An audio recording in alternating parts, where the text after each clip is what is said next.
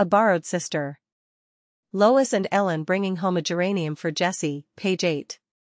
Title page: A Borrowed Sister by Eliza Orne White with illustrations by Catherine Pyle. Publishers logo: Boston and New York: Houghton Mifflin Company. The Riverside Press, Cambridge.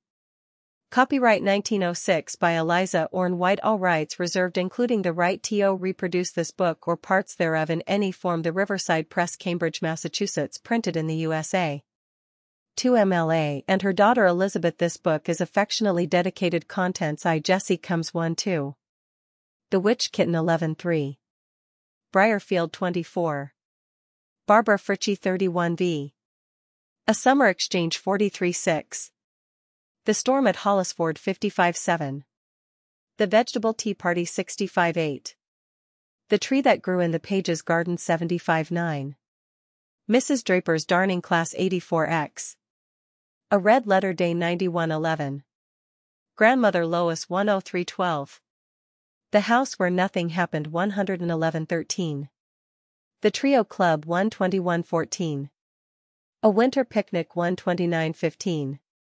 The Christmas Tree 140. List of illustrations: Lois and Ellen bringing home a geranium for Jessie, page 8, frontispiece, and I Have a Vegetable Garden, 24. Her Rubbers Were Boats 58. The Trio Club 128. A Borrowed Sister, chapter 1. Jessie Comes. Lois Page, who had been an only child all her life, was to have a borrowed sister for the space of a year or more, and the prospect filled her with keen delight. If she had searched the wide world over, she could not have found a more congenial sister than Jessie Matthews. Lois was equally fond of Ellen Morgan, and Ellen was a more stimulating friend, but Ellen had an uncertain temper, which would make living with her a torment, as well as a joy, while Jessie was as serene as a summer morning. There was only one person who was not wholly satisfied with the arrangement, and this was Ellen. She sat on the edge of one of the beds in Lois's room, and criticized her arrangements in an aggravating way, while Lois was clearing out 2 drawers in her bureau. "I should think you would rather have Jessie in the spare room," said Ellen finally. "It is dreadful to have so little room for one's things." Lois, with a pile of petticoats in her arms, looked up in surprise. "Why, that's the joy of it all, Ellen. That's the best part. Always having somebody to talk to when you go to bed, and when you wake up in the morning.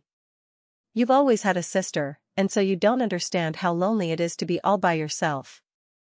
It is the loveliest thing that ever happened to me," she added, with strong emphasis. Ellen had borne as much as she could. "I think it is perfectly horrid," said she. Lois was pulling open the lower drawer in the bureau and crowding in the petticoats. She looked up in bewildered surprise. "I thought you loved Jessie," she said. "I like her well enough," returned Ellen, who was in truth very fond of Jessie, "but I think it is perfectly horrid for you to have her living with you.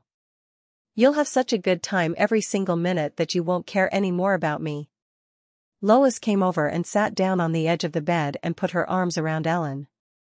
"Why, Ellen, you dear thing," she exclaimed. Lois loved her friend so intensely that it never seemed possible they could care equally for her, and this admission from the self-reliant Ellen, who was such a favorite, filled her with an amazed joy. "I shall care just as much for you," Lois said. "It will be the same as it is with you and Anne. And there will be 4 of us to do things together." "I shall expect to play with you every single day," said Ellen. "Why, of course. And I don't want you to like Jessie any better than you like me. I couldn't stand that. I know she's ever so much nicer, and I don't see how you can help it." "I love you both dearly," said Lois. After this the atmosphere was cleared, and Ellen began to take an interest in the preparation of Lois's closet.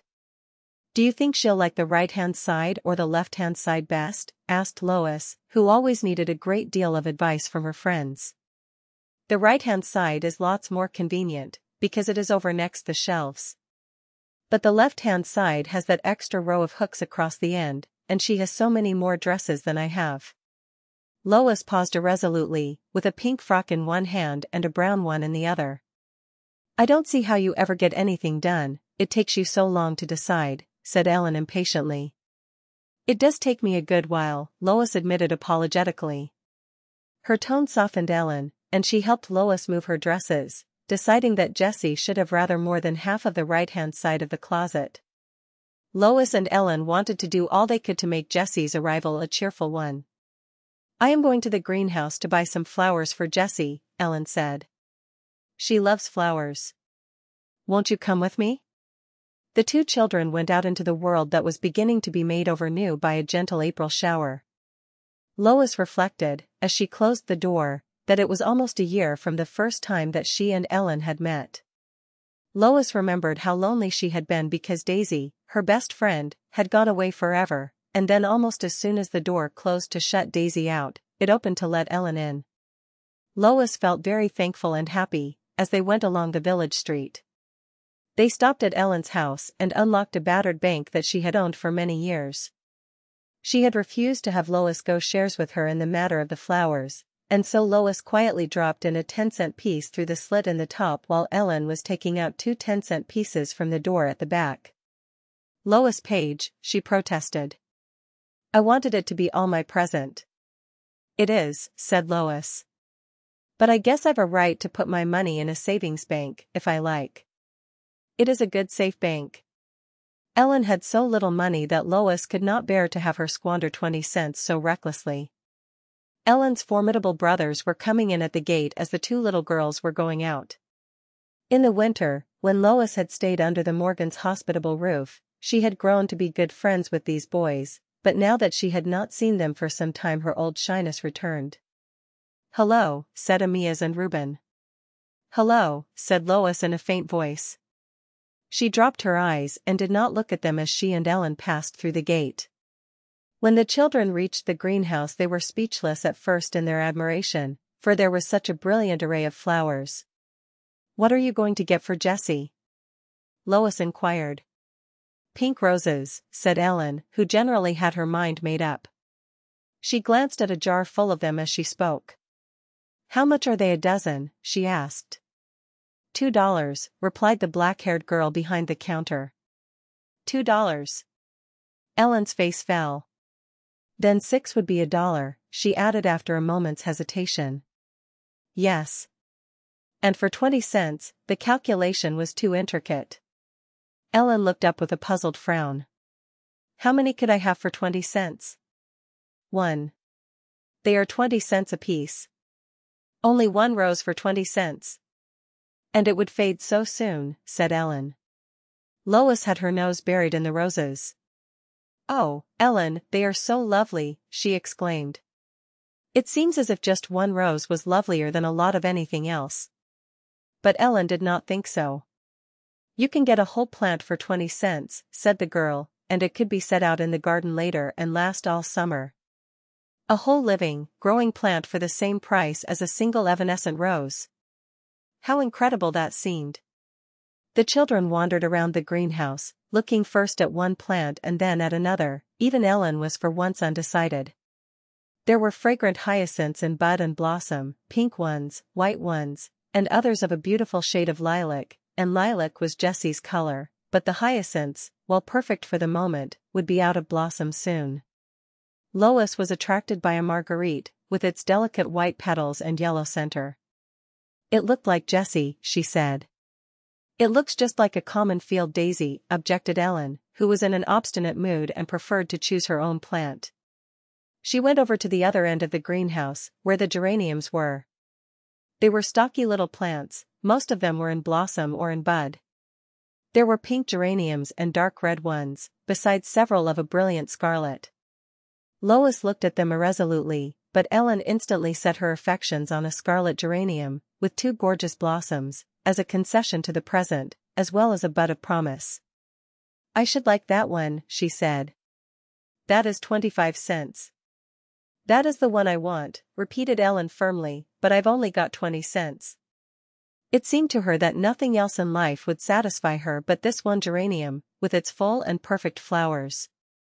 "You can have any of these for 20 cents, said the girl, indicating an inferior group.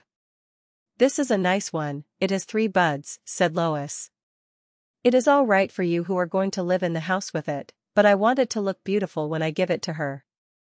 "I want that one," said Ellen, "and I don't want any other, and I only want to pay 20 cents. The girl looked at Ellen. She saw determination written all over her eager face and shining out from her dark eyes, and she remembered her own childhood not so many years ago. "I guess if my father was here he'd let you have that geranium for 20 cents, she said. Ellen's eyes shone, and she paid over her 2 10-cent pieces and hastily seized her property. When they reached Lois's room, Ellen put the red geranium on a little table in front of the wide window. There were white muslin curtains tied back with white cords and tassels. The walls were a soft gray, and although the cushion on the window seat was many-hued, and so were the rugs, the general effect was more subdued than Ellen liked, and this blaze of scarlet pleased her. A little later they heard the sound of horses' hoofs and wheels in the distance. "She is coming! She is coming!" cried Lois, and Ellen had a bitter pang at the rapture of that tone. It was only the ice cart lumbering down the street. The children were in the parlor with their faces pressed close against the window. A bright fire was burning on the hearth and Lois's mother sat before it with her sewing. Here Jessie was at last. The carriage stopped at the gate, and a golden-haired girl alighted, and came swiftly along the walk. Ellen and Lois ran out to meet her. Lois flung her arms about Jessie. "You dear, dear thing," she said. "It is so good to have you here." Then she looked at Jessie, and saw that her face was wet with tears, and she remembered that this day, which was the happiest in her own life, was perhaps the saddest in Jessie's, for she had just parted from her father and mother, who were to sail for Europe on account of her father's ill health. Lois felt very shy and could not say anything more. Her own joy seemed positively wrong. Jessie smiled bravely through her tears. "It is so lovely to be coming to live with you, Lois," she said, "and it was dear of you, Ellen, to be here to meet me." Jessie put one arm around Lois and the other around Ellen. Ellen did not feel any longer that Jessie was to separate them, it seemed instead as if they would all three be drawn more closely together. "Lois and I have bought a scarlet geranium for you, Jessie." It was impossible to keep back this great announcement any longer. "It was your present," said Lois. Ellen no longer wanted to have the whole glory of the gift. "It was our present," she said. "You know you put your money in my bank." Chapter 2 The Witch Kitten. The first evening was the coziest that Lois had ever known. It seemed like a party, having 3 at supper instead of 2. Lois looked across the table at Jessie, and thought how wonderful it was that she was not merely spending one night with them, as she often did, but at least a year of nights. After tea, when they sat before the fire in the parlor, Mrs. Page began to read Scott's Talisman aloud, and only those who are used to being the solitary audience can know the rapture of sharing the pleasure with another listener. Even when not a word was said, it was an intense joy just to look across at Jessie's expressive face. Presently a piercing mew was heard, and Lois opened the door for Minnie, her cat. Minnie had been spending her evenings in Lois's lap of late. "Sweetheart," Lois said remorsefully, "it was too bad that I forgot all about you." "She is perfectly devoted to me," she explained to Jessie. "Sometimes I will find her waiting by my chair, and the moment I sit down she hops into my lap." "The dear little thing," said Jessie. "Come, Minnie," she called caressingly, "come and say good evening to me. I am going to live here now." Then a strange thing happened. Minnie, the constant, devoted Minnie, walked across the room, past Lois, and jumped into Jessie's lap. "Dear, friendly little pussy," said Jessie. "She likes the chair you are in, and your gown is woollier than Lois's," said Mrs. Page practically. "Oh, Mother, you don't understand Minnie," protested Lois. "She knows how nice Jessie is, and she wants to make her feel at home." Nevertheless, it was something of a trial to have Minnie's affections divided with another. That night after they went to bed the 2 children talked so late that Mrs. Page finally came to the door and stopped them by saying that if they were going to talk so long every night she should have to put Jessie in the spare room. Early in the morning the happy chatter began again, and Mrs. Page noticed what a different expression her little girl had as she came into the dining room with her arm around Jessie's waist. Jessie was almost a year older than Lois and she was much taller. She was not pretty, but she had such a wholesome, bright face that her friends never thought of her as plain, and then her golden hair was a great attraction. Lois wished that she herself had golden hair. She had said so that morning, as Jessie stood before the bureau brushing her yellow locks. "Would you like my nose and my freckles as well as my hair?" Jessie asked, turning around with a smile, "Because, if you would, I should be glad to give them to you." "Oh, Jessie, you dear, dear thing," said Lois, giving her a hug. And so the new order began, and as the happy days sped by, Mrs. Page rejoiced in the success of her experiment. As for Jessie herself, it was hard at first to get used to the contracted life in a country town, for heretofore her time had been divided between New York and the free out-of-door life of Briarfield Farm, 3 miles from the village. When the spring days began to lengthen and the buds to swell, and the birds found their way back from the south, Jessie often longed for the house on the edge of the woods, for the pony on which she rode bareback, for her faithful collie dog, but most of all for her light-hearted father and mother and her older sister, with whom she had wandered through the fields and woods as contentedly as if they were of her own age. Now all was sadly changed, for her father, who was once the merriest of the company, was under the dark cloud of illness, and the ocean divided her from him and her mother, while Cicely was at Bryn Mawr. Gradually, however, Jessie adjusted herself to life under the new conditions, and as she was very fond both of Lois and Mrs. Page, she soon felt entirely at home. Everything conspired to make her feel so, even Minnie, who added to the good cheer of the household by presenting the family with a pair of kittens. If kittens were not quite the absorbing interest to Lois that they had been before Jessie came, they were a great event, and she and Jessie visited the wood cellar with joy. Mrs. Page said that each of the children could have a kitten for her own, until it was old enough to be given away. Now there was not the slightest doubt that one kitten was so much prettier than the other that Lois had a struggle in her own mind as to whether to give Jessie the beauty of the family or to keep it. As an only child, everything had formerly revolved around Lois, and now there was always someone else to be considered, not that this fact in the least dampened her pleasure in Jessie's society. "This one is the prettiest," said Lois, holding up a white and gray kitten beautifully marked. "See her little white face with the gray hair parted in the middle, and the gray shawl on her back that looks as if it were just tumbling off. It is that lovely, silvery gray like blue fox." "Yes, it is one of the prettiest kittens I ever saw," said Jessie. "The other isn't very pretty," said Lois. "Of course I always loved tiger cats, but it isn't marked so prettily as Minnie is. It has a smoochy, mixed-up face." "No, it isn't so pretty, but it is a dear," said Jessie. Lois nerved herself for a great sacrifice. "Jessie, you must have the Maltese and white kitten," she said. "I? Oh, no, Minnie isn't my cat. I don't mind, truly, which I have. Anything in the shape of a darling furry kitten will suit me." "And you really don't mind?" Lois began slowly. "Why, of course I don't. What difference does it make so long as they are both here?" Now it made a great deal of difference to Lois, for she liked to have a thing for her very own. For a fortnight the kittens led a placid life in the wood cellar, and then they were moved up into the playroom, where Lois had her doll house.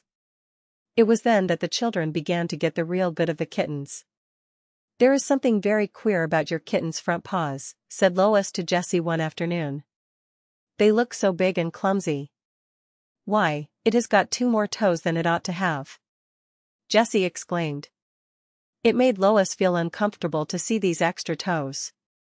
It was as if a person had 5 fingers and 2 thumbs. "It was so dark in the wood cellar I never noticed." "Poor Jessie. Don't you want to change?" "No, indeed. It is my kitten. If I had a child that turned out to be funny-looking I wouldn't want to change it, and besides, why shouldn't you have the best-looking kitten?" "But it seems so selfish of me," sighed Lois. "Don't let's say anything more about it.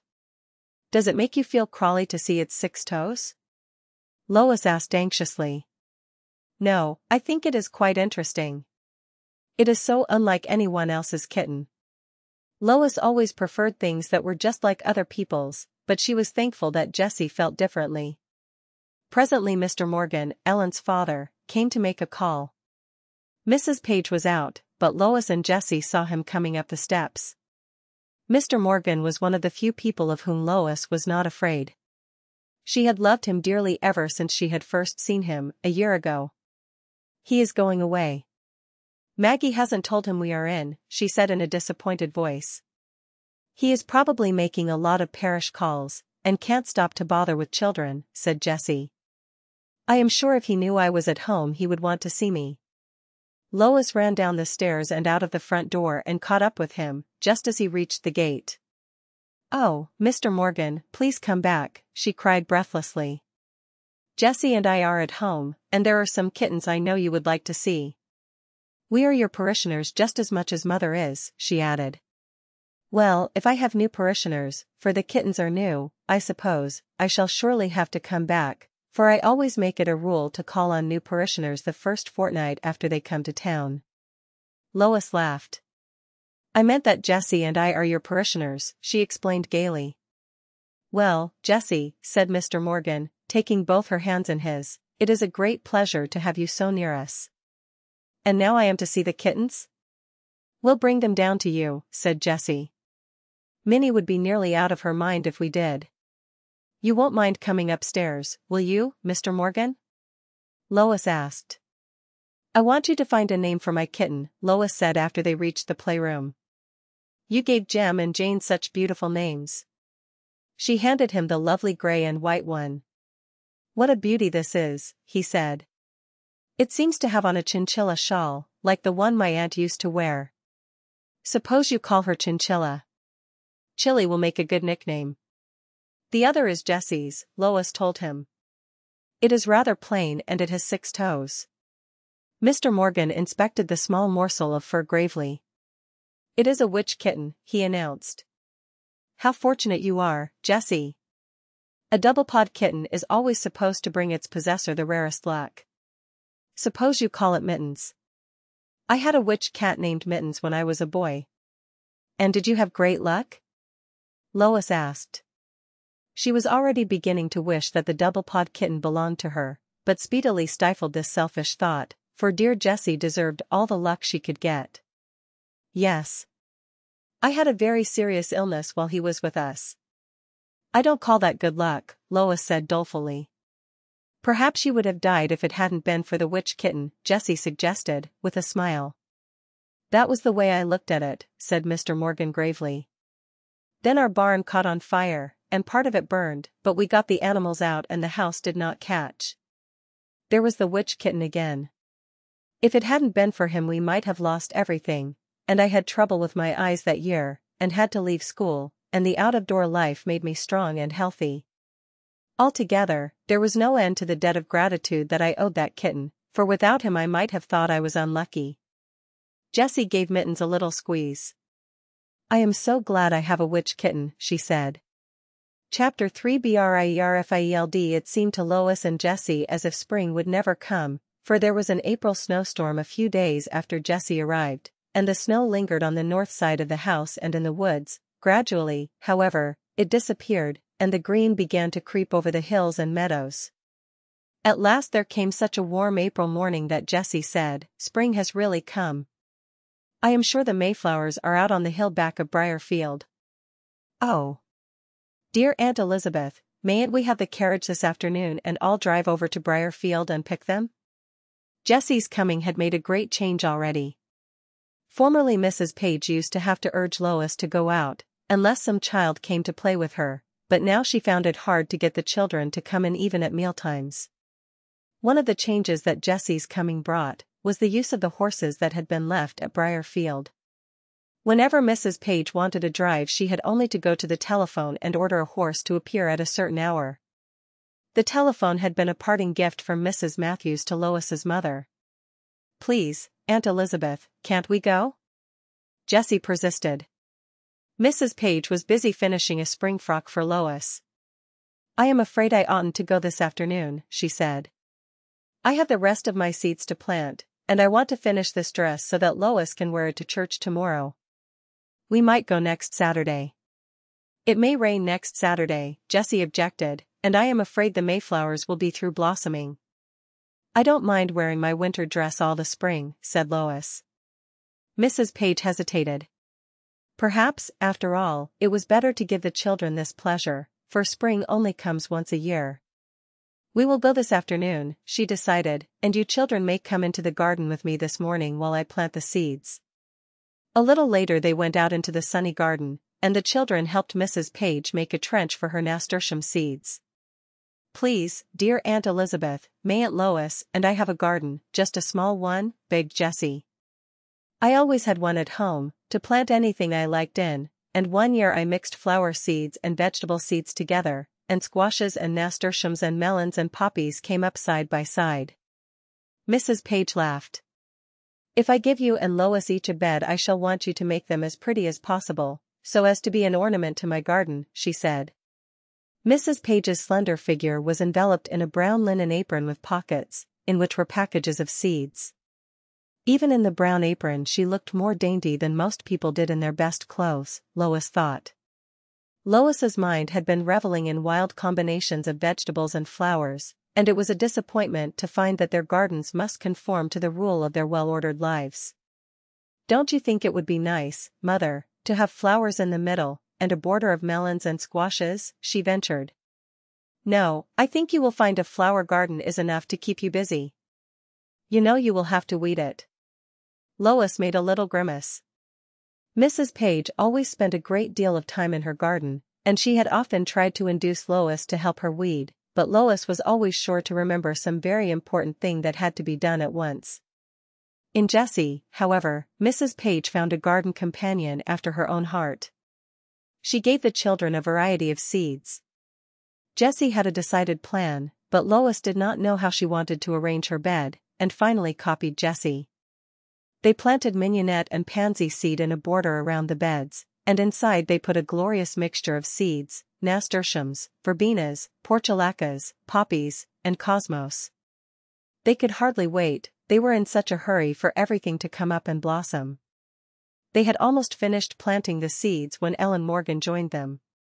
She was on her way home from the village, where she had been doing some errands for her mother, and her hands were full of small bundles.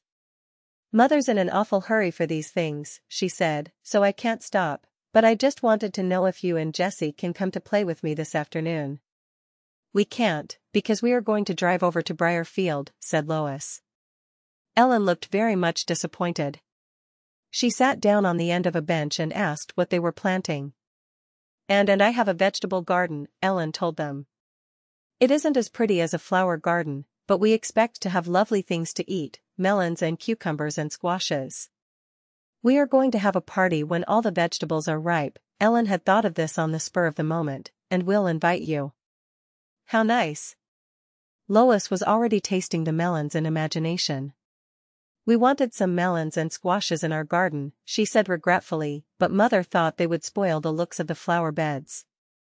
Ellen, I am afraid you ought to be going home, if your mother is in a hurry for those things, said Mrs. Page, but why can't you come back and dine here, and go to Briar Field with us this afternoon?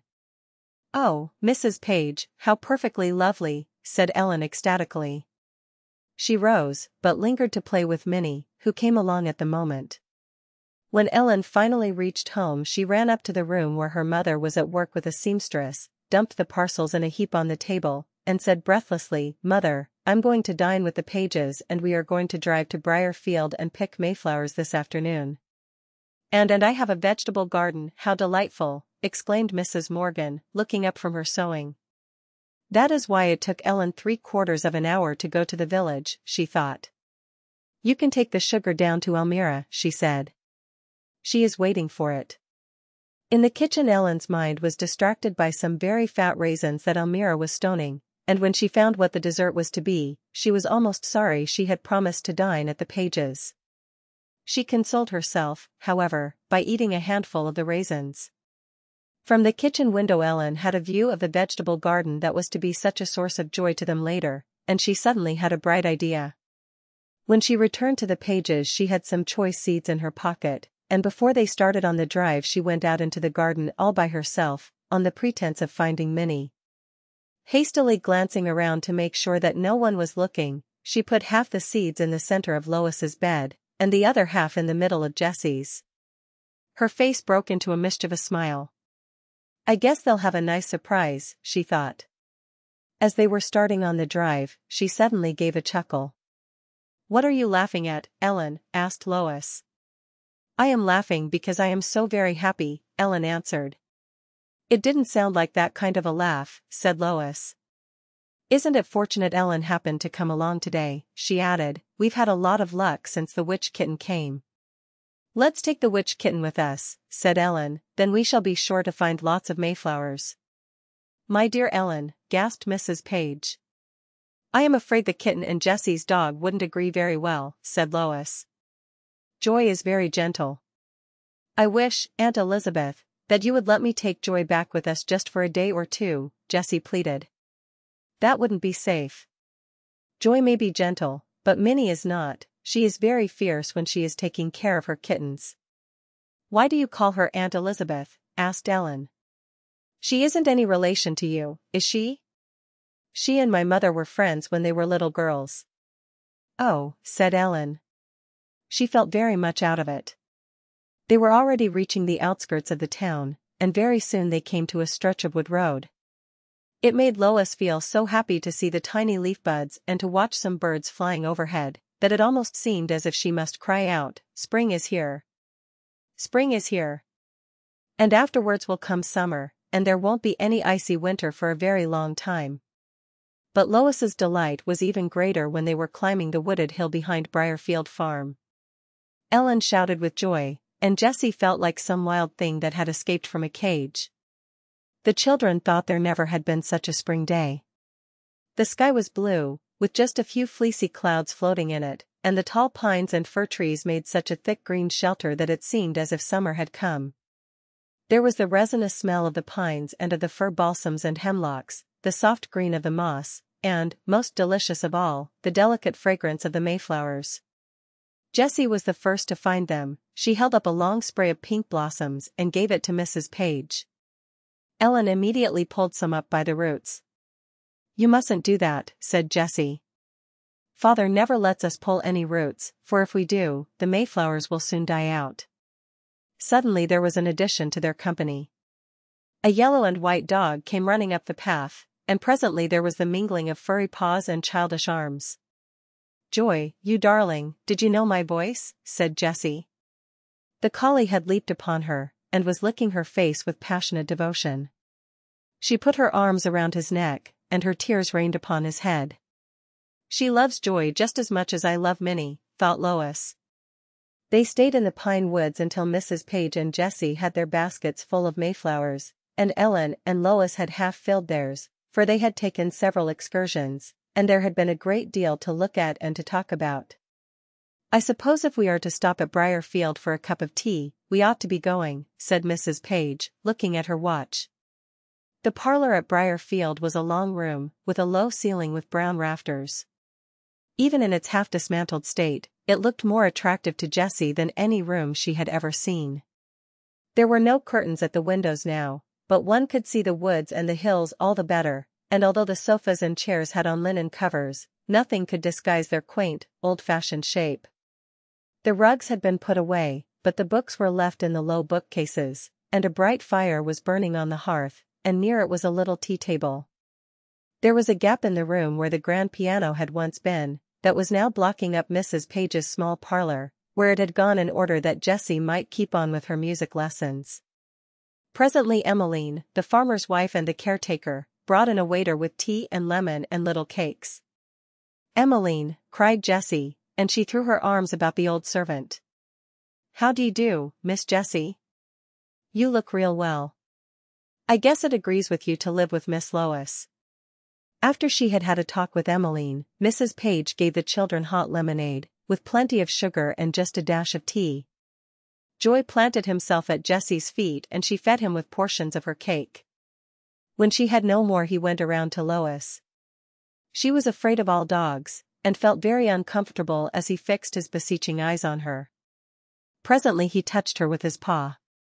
She hastily dropped the rest of her cake and moved back. "I guess you'd have been frightened away by the big spider all right, if you had been little Miss Muffet," said Ellen. "Come here, Joy. I am not a bit afraid of you." Joy came. He jumped up on Ellen and began to lick her face. "I didn't say I wanted you to kiss me," said Ellen. "Get down." "Jessie, make him get down." Jessie only laughed.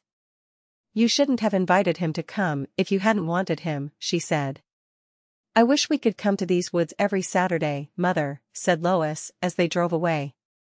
Mrs. Page felt, as the children did, as if she had not had such a happy afternoon for a very long time. "There is always so much that ought to be done," she sighed. Chapter 4 Barbara Frietchie. All through this happy spring there was only one part of Lois's life that she did not enjoy, and this was school, for it seemed such a waste of sunny hours, when the birds were singing and the trees were coming into leaf, and the seeds in the garden were beginning to sprout, to have to leave this delightful out-of-door world and shut one's self up for hours in a stuffy room, and have tiresome lessons in numbers, or draw maps, or read aloud. The garden was altogether too interesting to leave. They could almost see the plants grow from day to day. "There are a lot of queer things coming up in the middle of my bed, where I meant to plant my fuchsia," said Lois one morning. "What can they be? They don't look like weeds." "And I have some funny things in the center of mine, too," said Jessie, "just where I meant to put my scarlet geranium." "That's a pretty thing," said Lois. "It looks as if it were going to be a cucumber vine," said Jessie, who was something of a farmer, "but I don't see how it could have got there." A few days later, the superior knowledge of Mrs. Page and Joe Mills, the gardener, was all that was needed to show that these intruders were cucumber vines, squash vines, and melons. "Ellen must have planted them there," said Lois. "Don't you remember, when we went to Briarfield, she went down into the garden to find Minnie, and how she laughed afterwards, because she was so happy," she said. "I knew it wasn't that kind of a laugh." Lois could hardly wait until the next morning to see Ellen. Unluckily Ellen was a little late at school, and the other children were all in their seats when she came in very fast and flushed, as if she had run all the way. Ellen had a desk on the right-hand side of Lois now, and Lois looked across at her and smiled. She meant that smile to say, "I have so much to talk about at recess, that I can hardly wait."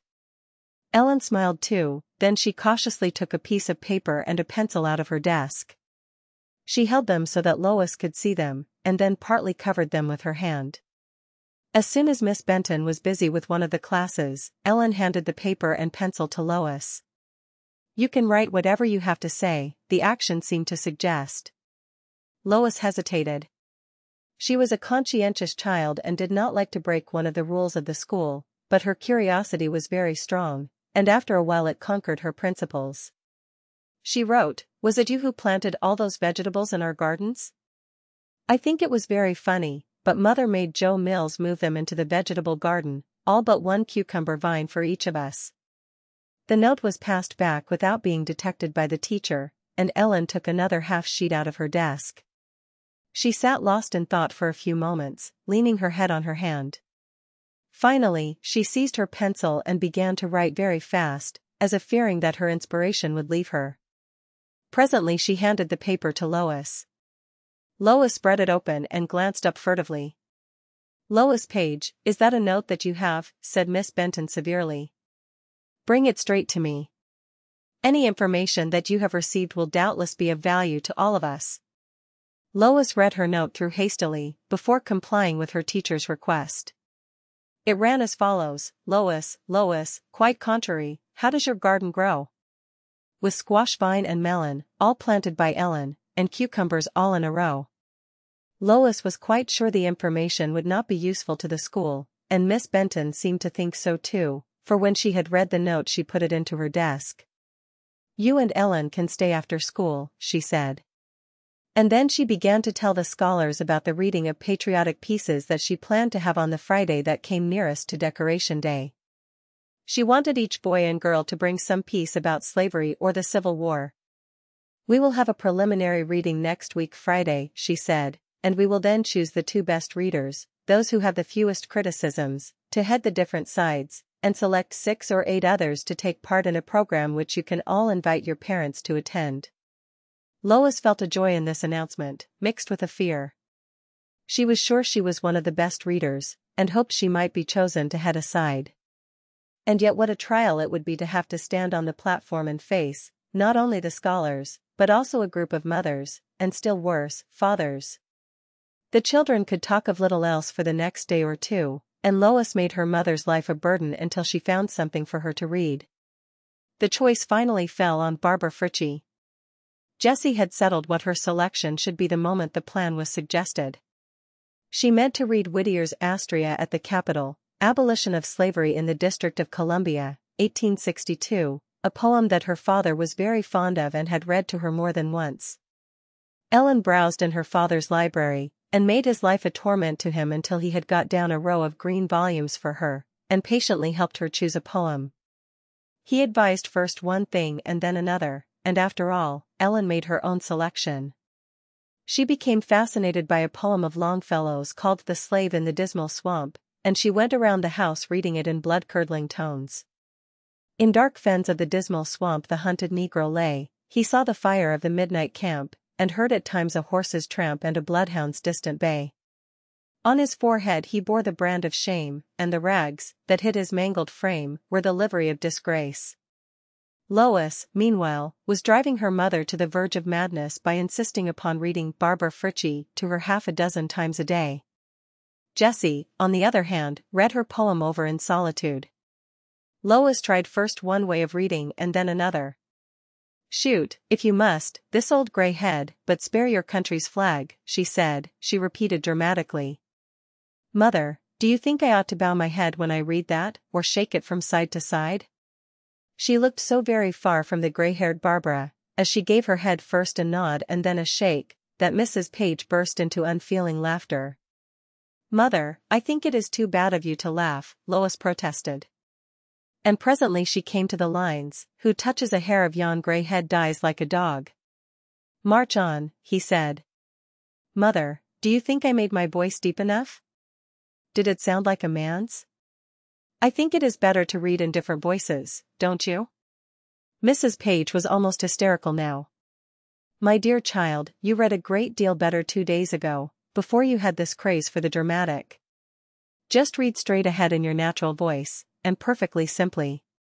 "But, Mother, you ought to hear Ellen read The Hunted Negro in the Dismal Swamp, and the Bloodhound's Curdling Cry.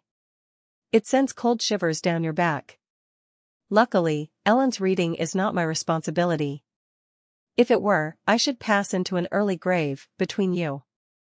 As the day for the preliminary reading approached, Lois grew more and more nervous. She read Barbara Frietchie over 6 times on Thursday, twice to Jessie, 3 times to her mother, and when Mrs. Page's patience finally gave out, she selected Maggie for a victim, and going out into the kitchen, she read the whole poem through to her. "Shoot, if you must, this old gray head, but spare your country's flag," she said.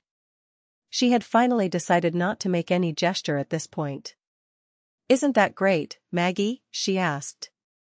Maggie was so much impressed that it almost decided Lois to adopt the dramatic manner, in spite of her mother's counsels. Friday afternoon came at last, and then the awful space of time that preceded her own reading, when Lois sat trembling in her seat, as the children were called on alphabetically.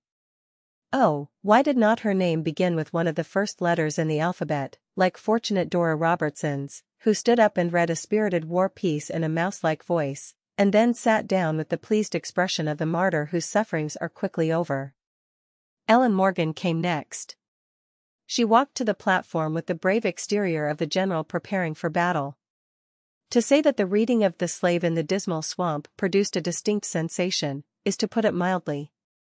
Whatever Ellen's faults of delivery might be, there was a passion of earnestness about her, an entire forgetfulness of herself, that turned the smile that came at first into respectful attention, and then admiration. As the children listened, it seemed as if they could see the hunted Negro, and hear with him the horse's tramp and the bloodhound's distant bay. When Ellen sat down, there were tears in her eyes, and there were tears in Miss Benton's eyes, too. How had Ellen done it? Lois asked herself.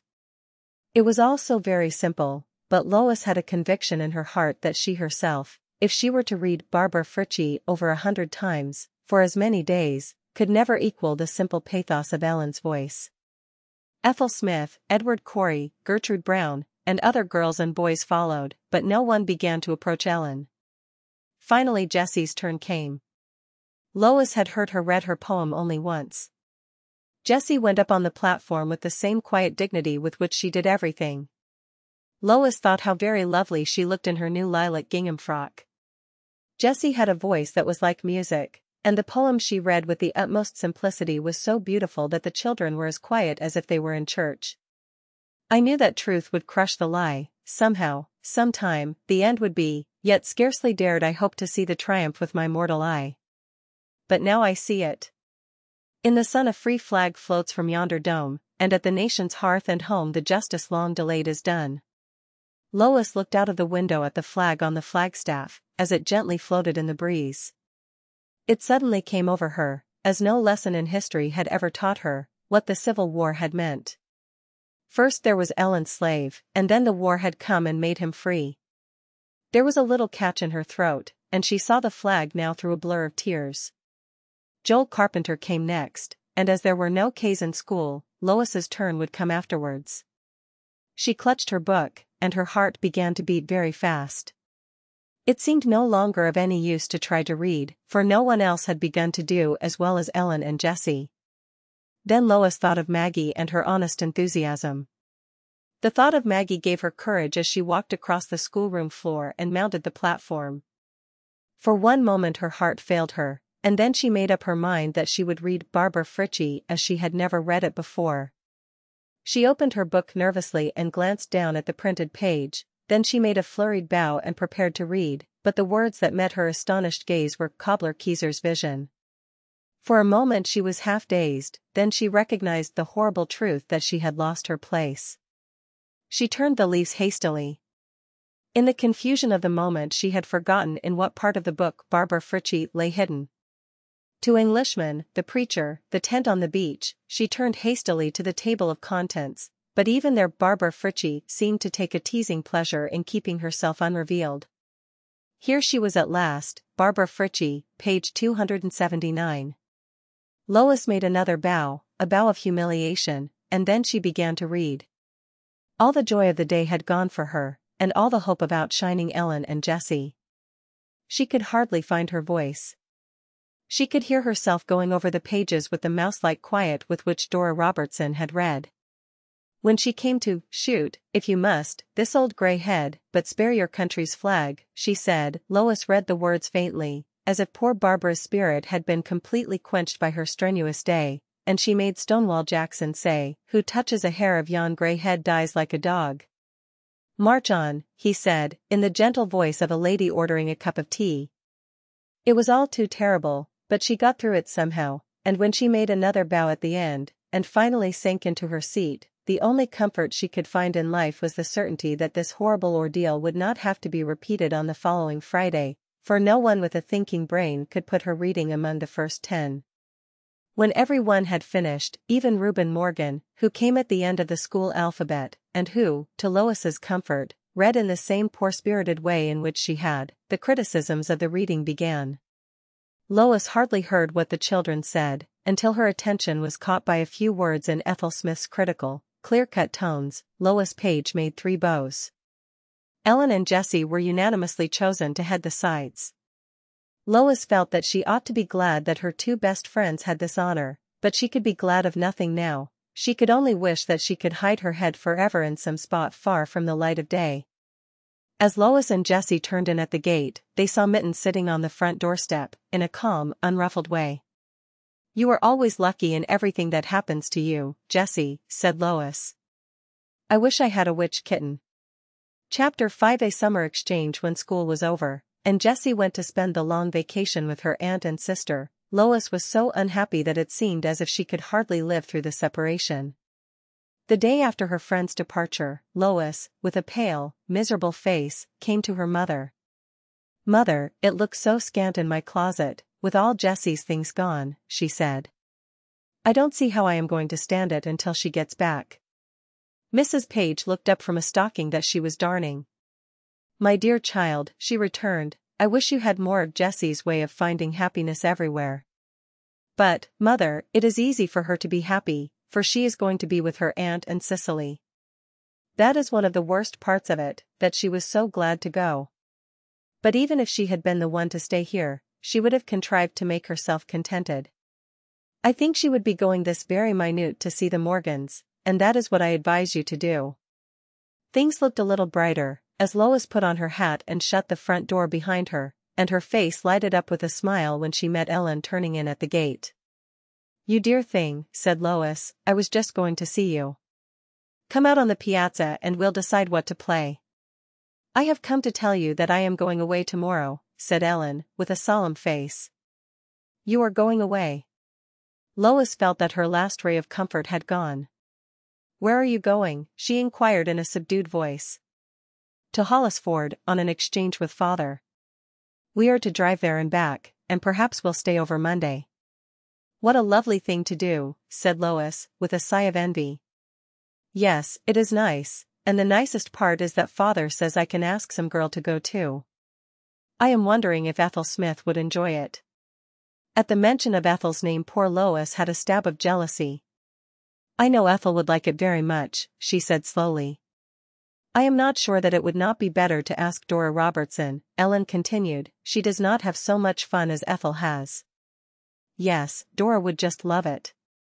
"Gussie," and Ellen put her arm impetuously around Lois's waist, "do you suppose I'd ask anyone in the world but you? I can't help teasing you, because I can always get a rise out of you." "Do you mean that you and your father are going to take me on a driving journey?" Lois asked, with shining eyes. "Perhaps your mother won't let you go," said the irrepressible Ellen. "In that case I'll have a chance to ask Gertrude Brown." But Lois only smiled back at Ellen. She was beyond being teased now.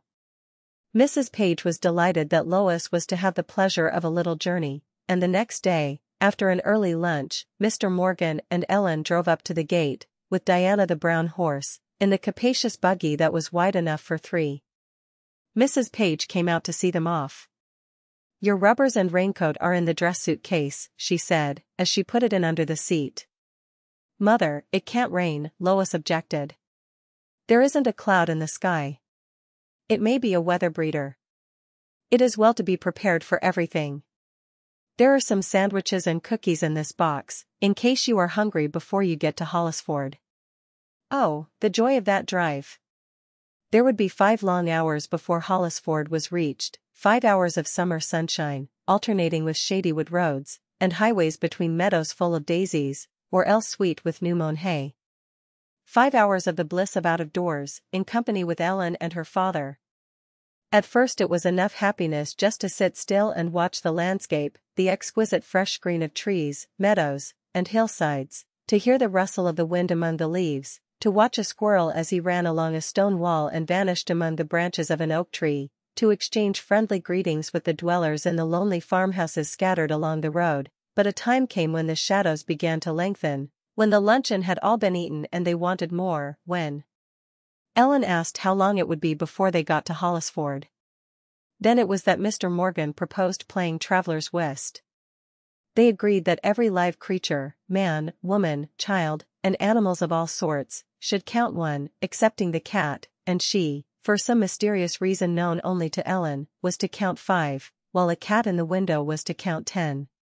Lois felt that Ellen had much the best of it, for she was on the left-hand side, and whenever they met a carriage, it turned to the right and passed along on Ellen's side of the road. Once they met a 3-seated wagon drawn by 2 horses and with 3 people on a seat, and this put Ellen far ahead of Lois. But at last, to Lois's joy, there was a weather-beaten, vine-covered, grey house on her side of the way, close by the roadside, and at the window were a Maltese cat and 2 Maltese kittens. "Look at the sweet things, Ellen," said Lois. "Aren't they darlings? 3 cats in the window for me. That makes 30 all at once. I am ahead of you now." "There is only 1 cat in the window," Ellen said. "Kittens oughtn't to count as much as cats." "They oughtn't to count more than half as much, ought they, father?"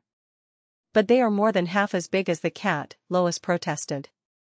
"As we can't stop to measure all the cats we pass, I think we'll call it 10 for kittens as well as cats," Mr. Morgan decided. "Very well," said Ellen in an injured tone, "but I don't think it is fair." Just then a farm laborer and his wife and 2 little flaxen-haired girls, one in a pink dress, the other in blue, and a boy in a torn jacket, strolled out from a house farther down the road, crossed over, and came along on Ellen's side of the way. "5 for me," she cried. "But they started on my side of the road," said Lois. "I can't help that. They came over on my side finally. If kittens were half what cats were, children ought to be half what grown people are," said Lois. "But they are not. Father decided kittens and cats should count alike." "I only said if they were. But they are not." The last mile was enlivened by more than one dispute, for the children were tired and hungry. The eating of the sandwiches and cookies now seemed to have taken place in a remote past. Even Lois, who a few hours before had wanted the afternoon to stretch on and never end, was glad when they stopped at a white tavern with the sign Hollisford House hanging before it. Lois had traveled so little that her entrance into this country inn was a great event. It looked very pleasant and homelike, with its broad piazzas across the first and second stories. The inn stood at one end of the village common, and facing it across the green was a brick church with a white belfry. The group of men who were smoking in the office of the Hollisford House filled Lois with consternation, and she wondered that Mr. Morgan and Ellen could take the formidable clerk so calmly. He showed them to their rooms, up one flight of stairs and at the end of a winding passage. Mr. Morgan had a small room, and Lois and Ellen shared a very large one opening out of it. "What a queer, rambling old room," said Ellen. "It looks just as if it might be haunted." "Don't, Ellen, you make me feel quite crawly." Ellen went over to the windows and opened the blinds to let in the late sunlight. "Oh, Ellen, what a lovely view," said Lois.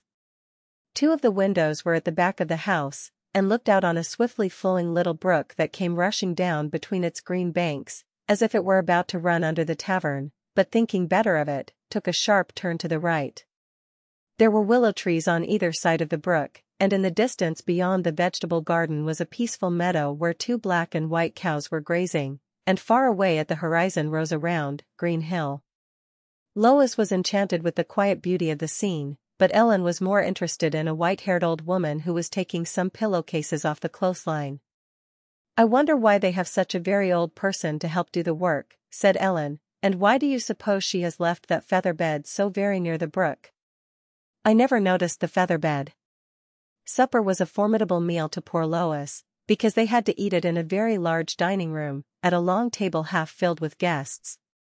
Lois felt that her shoes had a too conspicuous squeak as she crossed the uncarpeted wooden floor. She longed to sit between Ellen and Mr. Morgan, but Ellen also preferred to sit in the middle. As Lois was nearest the kitchen, the maid came to her first for orders. "Beefsteak, baked potatoes, and toast," she said in an indifferent tone. Lois wanted all 3, but she was afraid this might seem too grasping, so she said in an almost inaudible voice, "Baked potatoes and toast, please," only to find that both Ellen and Mr. Morgan said with bold courage, "All 3. When supper was over, they went upstairs to the large room, and Mr. Morgan read aloud to the 2 little girls from Ivanhoe until their bedtime. "I suppose we ought to shut the blinds," said Ellen, as she and Lois began to undress. "The side windows open on the piazza, and anyone could look in. It would be very easy for a burglar to get in," she added dramatically. "He wouldn't find anything to steal," Lois said cheerfully. "We haven't any watches, and I have only 10 cents Mother gave me to put into the contribution box tomorrow. If he finds the 10 cents you can tell him what it is for, and he will leave it for the good cause," said Ellen. Lois thought this a very witty remark and she laughed merrily. "Perhaps the ghost and the burglar will come at the same time, and the ghost will frighten the burglar away," she suggested. "I believe your mother was right about today being a weather breeder," said Ellen, as she closed the blinds. "It is clouded over and there isn't a star to be seen. I tell you what let's do," she added, as she blew out the lamp and joined Lois in the wide, old-fashioned bed. "Let's talk until midnight, just for the fun of it." "Oh, Ellen," Lois replied sleepily, "I don't think I could." "Well, you needn't, then," said Ellen stiffly. "I know Ethel Smith would be just delighted to talk to me all night long, if I wished it." At the mention of this name Lois rubbed her eyes and said drowsily, "All right, Ellen, what do you want to talk about?" "Ghosts and burglars." "I don't believe in ghosts, do you?" Lois asked. "Well, they are very interesting to talk about, anyway," said Ellen noncommittally. After all, Ellen was the first to go to sleep, for her tales were so exciting that Lois soon became very wide awake, but long before midnight she too was peacefully slumbering, dropping off to the accompaniment of the rain that was beginning to fall on the tin roof of the piazza. It seemed to her that she had been sleeping a long time when she was waked by the slamming of a blind. The wind was blowing a gale and the rain was falling in torrents. There were all sorts of strange creaking, tapping, rattling noises, and although she was sure it was only the wind, she could not but think of Ellen's tales. How the house shook! And what a noise the brook made as it rushed downhill. The boards of the floor creaked as if someone were walking over them. Surely that must be a footstep. There certainly was someone in the room, and remembering Ellen's burglar, Lois gave her friend a violent shake. "What's the matter?" Ellen cried in a sleepy, but cross voice. "Listen, Ellen." Ellen gripped Lois's hand. Through the surrounding darkness they could catch the glimmer of a white form. "It is a ghost," Ellen said in an awestruck voice, and Lois, who did not believe in ghosts, wished ardently that it was morning. Ellen held Lois's hand as if it were in a vice. The white object moved stealthily towards the window. Suddenly Ellen remembered that her father was in the next room. "Father, father," she called. Then the ghost came towards them and said in Mr. Morgan's comfortable voice, "I am sorry I waked you up. It is such a storm I was afraid the rain might be coming in at your east windows." Ellen laughed hysterically. "We thought you were a ghost, father," she said. "Or a burglar," added Lois. "I am sorry to disappoint you," said Mr. Morgan. Chapter 6 The storm at Hollisford. The oldest inhabitant could not remember so severe a storm in July as the one that followed Mrs. Page's weather breeder. Ellen, who liked adventures, was delighted to find, when she waked in the morning, that it was raining very hard. She ran to a window and opened the blinds. "Look, Lois," she cried, "see how the brook has risen already, it is almost up to the feather bed." Lois came and looked. All her pretty, peaceful view of the night before was blurred by the downcoming rain. In the dining room the guests were all talking of the storm, as they ate their baked beans and fish balls, and when church time approached, it was raining so hard that Mr. Morgan said he thought that the little girls had better stay at home. "I have my raincoat and my rubbers," said Lois. "Of course we are going to church," said Ellen, who longed to be out in the storm. "Well, if the landlady can lend you a waterproof," Mr. Morgan began. Lois put on her rubbers joyfully.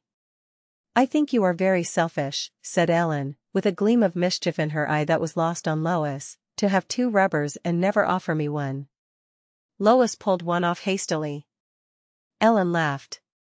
"Gussie, what good would 1 rubber do either of us?" she said. "Of course it wouldn't. I never stopped to think." "Ellen, you ought to be ashamed of yourself to tease her so," said Ellen's father. The landlady was not anxious to brave the storm, and cheerfully lent Ellen an old-fashioned blue circular waterproof, that swept the ground, but when it was pinned up with safety pins and Ellen's feet were encased in rubbers far too large for her, the little company set out for church. The children were glad that the services were to be held in a white meeting house a quarter of a mile away, instead of in the brick one, as it meant a longer walk. The church was very old, with galleries, and square pews with doors. They had the building almost to themselves, and Ellen selected a pew near the door. "I have to sit so far forward at home that I want to sit where I can see every one go in," she whispered to Lois. "Doesn't it seem just as if we were keeping house in a dear little room?" she added presently, as she closed the pew door. Lois, who had been taught never to whisper in church, pretended not to hear. She sat up very straight with her hands folded. It seemed strange to the children that the slender congregation was composed chiefly of the old or middle-aged, the very persons they would have supposed the storm would have kept at home. There were only 3 children present, besides themselves, and these were boys, who were marshaled in by a severe-looking lady. When the first hymn was given out, Ellen felt it her duty to sing as loud as possible, as there were so few to join in the singing, and she let out her voice in a way that astonished Lois, and caused a woman in the pew in front of them to turn around. When Mr. Morgan began his sermon, Lois found, to her delight, that it was an old favorite of hers, a sermon upon looking on the bright side, which he preached the first Sunday she ever heard him. Lois felt a great deal older than she had done then, and she was sure she was not half so apt to look on the dark side. Indeed, until Jessie had gone away on her vacation, there had seldom been a dark side to look on. Dear, sunny Jessie, who always made light of any little trial. There never was anyone half so sweet as Jessie. When church was over, there was a temporary lull in the storm, and Ellen persuaded her father to take them on a little walk across the bridge and up the hill. Ellen walked into every puddle they came to. She said that her rubbers were boats, and that it was her duty to give them a sail whenever she could. Ellen, I wish your sense of duty was not quite so strong, said her father. When they came back, they stood for a long time on the bridge throwing in sticks and watching them sail out on the other side. Ellen had a name for every vessel. Come, children, we really must go home, said Mr. Morgan, cutting into a description that Ellen was giving of the crew of the Shooting Star. It is beginning to rain hard again. Her rubbers were boats. After their walk the children were very hungry. Lois was beginning to feel quite at home at the long table. Both she and Ellen were delighted to find that there was roast chicken for dinner, with the accompaniment of mashed potatoes, peas, string beans, and jelly. Each vegetable was on a separate little dish. There were 4 kinds of dessert: apple pie, raspberry tart, custard pie, and tapioca pudding. Again the maid came to Lois first, and it was very hard to decide what to take, but she finally chose raspberry tart and apple pie. The apple pie was made of dried apples, which was a sad disappointment. Ellen saw that her father was absorbed in a conversation with the man next to him, and she seized the opportunity to order all 4 kinds of dessert. Doesn't it seem just like Thanksgiving? She whispered to Lois. Ellen was eating her raspberry tart when her father unexpectedly turned and said to the maid, who was waiting for his order, I see that my little girl has saved me the trouble of ordering any dessert, and he pushed the tapioca pudding and the custard pie towards him, and said, That was very thoughtful of you, Ellen. I never can get ahead of father, Ellen said in a resigned voice. It rained hard all the afternoon. When they were tired of reading, Lois and Ellen went out to the barn to see some kittens. There were 5 of them, and they were an exceedingly riotous family, and so little used to people that they would not come near the children. They looked very fascinating as they peered at Lois and Ellen from distant corners. The mother was very friendly. She was something like Minnie, only she had yellow streaks in her fur. 2 of the kittens looked like her, 2 were black and white, and the prettiest one was yellow and white. How nice it is for the cat to have 5 kittens, said Lois. It is so lonely for Minnie and Mittens, now that Chinchilla has been given away. Lois was sure she could make friends with them in time. The landlady gave her some milk in a pie plate, which she put down on the barn floor. The cat at once began to drink, and made the low call to her kittens that Lois knew so well. Presently, to Lois's delight, the kittens came scurrying from different quarters, and there was a family group around the pie plate of a mother and her 5 children. This excitement made a break in the long Sunday afternoon, and towards tea time Mr. Morgan took the children for another walk in the rain. The next morning it was still raining. The brook had become a raging torrent, and the feather bed had been taken in at last. It was all very well for it to have rained on Sunday, but they had planned to have a day out of doors exploring the country on Monday, and the children were not at all pleased to find such a wet day. How hard it poured! There seemed no prospect of its ever clearing. Lois and Ellen pressed their noses against the windowpane at intervals, but there was no exploring to be done on this day. After breakfast Lois thought it would help and please the landlady if they made their bed. It was not an easy one to make, for there was an old-fashioned feather bed on top, and punch and pull it as they would, they could not get it into shape. It is like kneading bread, said Ellen, only it never seems to get kneaded. When the bed was made it presented a strange appearance, for it stood up like a mountain in the middle and sloped away in an amazing fashion at each side. Good morning, said the landlady pleasantly, as she came in with clean towels. For the land's sake. She stood as if petrified for a moment, and then said, Who made that bed? Did Delia make it? I must give her a scolding. We made it. We wanted to help you, Lois faltered. Well, the next time you want to help, you had better take a few lessons in putting on feather beds first. I guess you don't have them where you live. No, I wish we did, said Ellen, they are so downy and comfortable. The landlady pulled the bed to pieces, and Lois had a discouraged feeling. She thought she had been of so much help. Afterwards Mr. Morgan read to them from Ivanhoe, and they were so thrilled over the trials of Rebecca that they forgot they had wanted the sunshine. Mr. Morgan had to get home by Tuesday noon, so when the sun finally came out the next morning, there was no time to do any exploring of the neighboring country. The drive home was an adventurous one, for a pond had risen so that it spread over the road, and as they drove along, the water came up almost to the steps of the carriage. But this was not all. When they reached the hill where they had seen the 3 cats in the window, they found the road was badly gullied. Mr. Morgan drew up his horse, and Lois looked with dismay into the yawning chasm in front of him. A great slice had been taken off the hill, and the road was impassable. "What shall we do, father?" Ellen asked. Any sort of an adventure delighted her. "Shall we scramble down into that hole and then climb up on the other side?" She did not wait for an answer, but plunged into the abyss, while Lois stood cautiously on the edge. "I shall have to lead the horse around through that field," said Mr. Morgan. "And you want us to let down those bars for you," said Ellen, scrambling up again with the mud clinging to her shoes and skirt. "That is a cave, and there is an enchanted princess in it who has been turned into a stone," she informed Lois. "You ought to go down. It is most interesting."